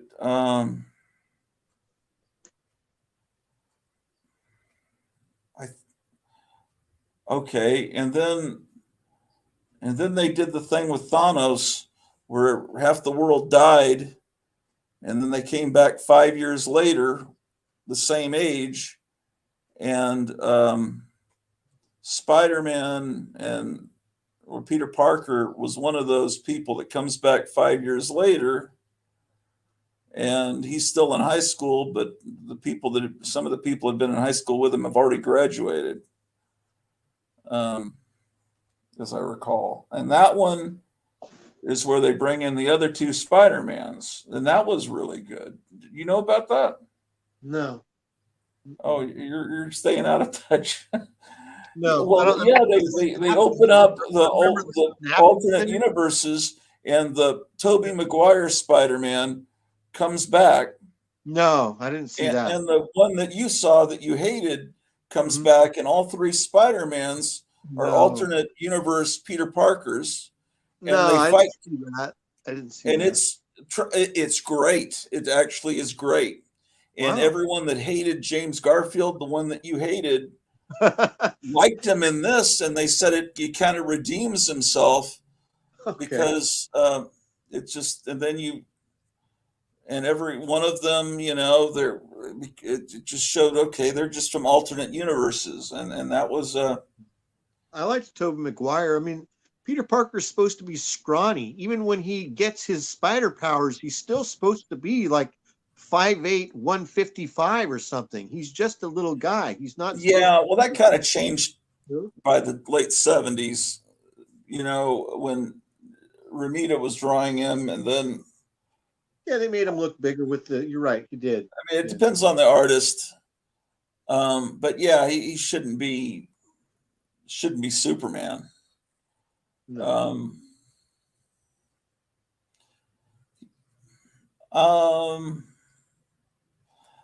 There was a scene in the first Spider-Man with the new guy, which I probably shouldn't tell you about because I don't want to spoil movie. But Yeah. I don't know. Do you want me to tell you this scene or rather me Go not? ahead, I don't care. Yeah. Huh? Yeah, go ahead. It won't bother me. You're not going to. Oh, well, okay.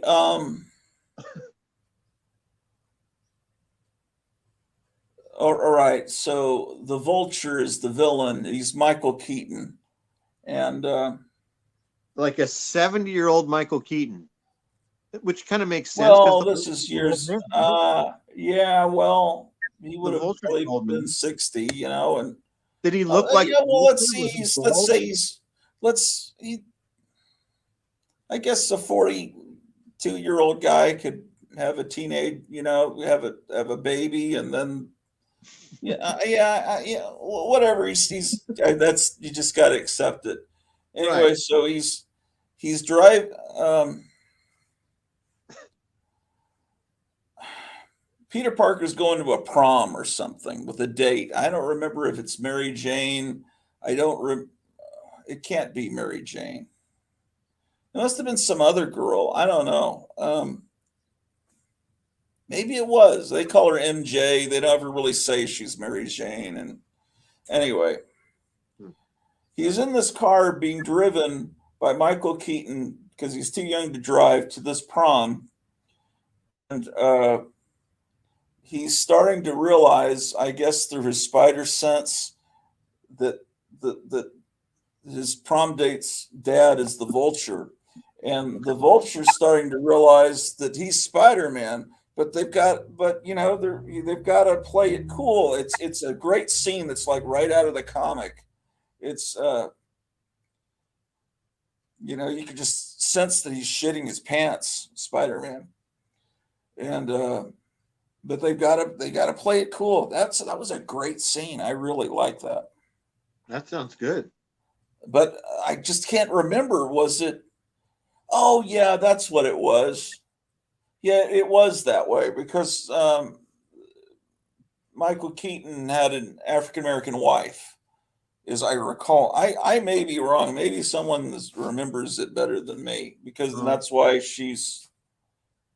ESG. Because I'm trying to put everything together in my mind because in the comic book, Mary Jane is like an orphan Got to and be inclusive. she's not mixed race. And I'm trying to, but I've got to just forget everything I know from the comic and just accept this multiverse reality.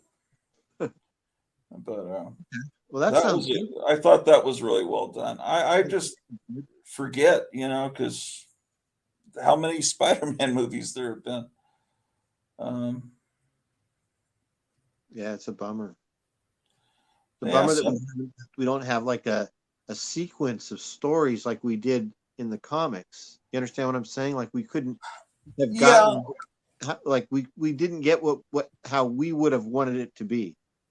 Right? You know what I mean? Like the way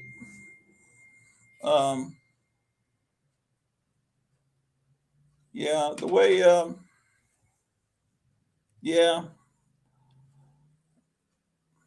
I always thought that these movies, if they're going to make origin stories, well, I feel like so many of these stories would be better served if they were done as period pieces. Like it makes so much more sense to make Spider-Man or to make the Fantastic Four take place in 1963 or they've thought of doing that, and then the last I heard they were going to do that with Fantastic Four and have them somehow frozen or go into an alternate universe and come back today.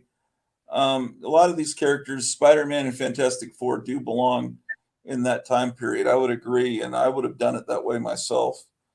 Yeah, Luke Cage too, and Shang-Chi. Luke Cage and Shang-Chi, both of them needed to be 70s exploitation movies, a kung fu one and a black exploitation movie. They could have like put them out like the way Quentin Tarantino put out those two movies that time a couple of years ago. Remember, like put them out like they were a double feature. Yeah, that would have been a great idea. It would have been very cool. Make them both 90 minutes and make it look like a you know, like a drive-in. It would have been great. That would have worked. I agree. I just keep watching the weather. Now they got a 7%. I'm sorry, 40% chance at 7 p.m. of rain.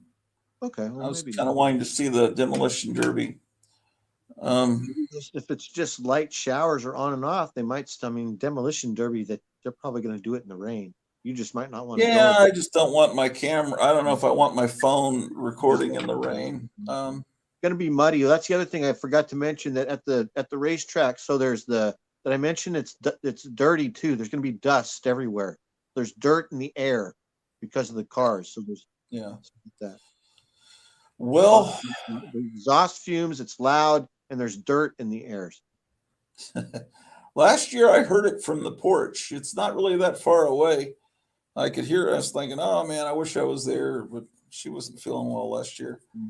I think I'm supposed to drive her somewhere here in a minute. She's about to come down the elevator. I'm going to take off. Probably going to end the show here in a second. Kevin, you there? I was going to say goodbye to Kevin, but I think he's put his camera down. I think he's probably with the customer and the camera. Yeah. Anyway, I'll do another show soon. Take care. Thanks, guys.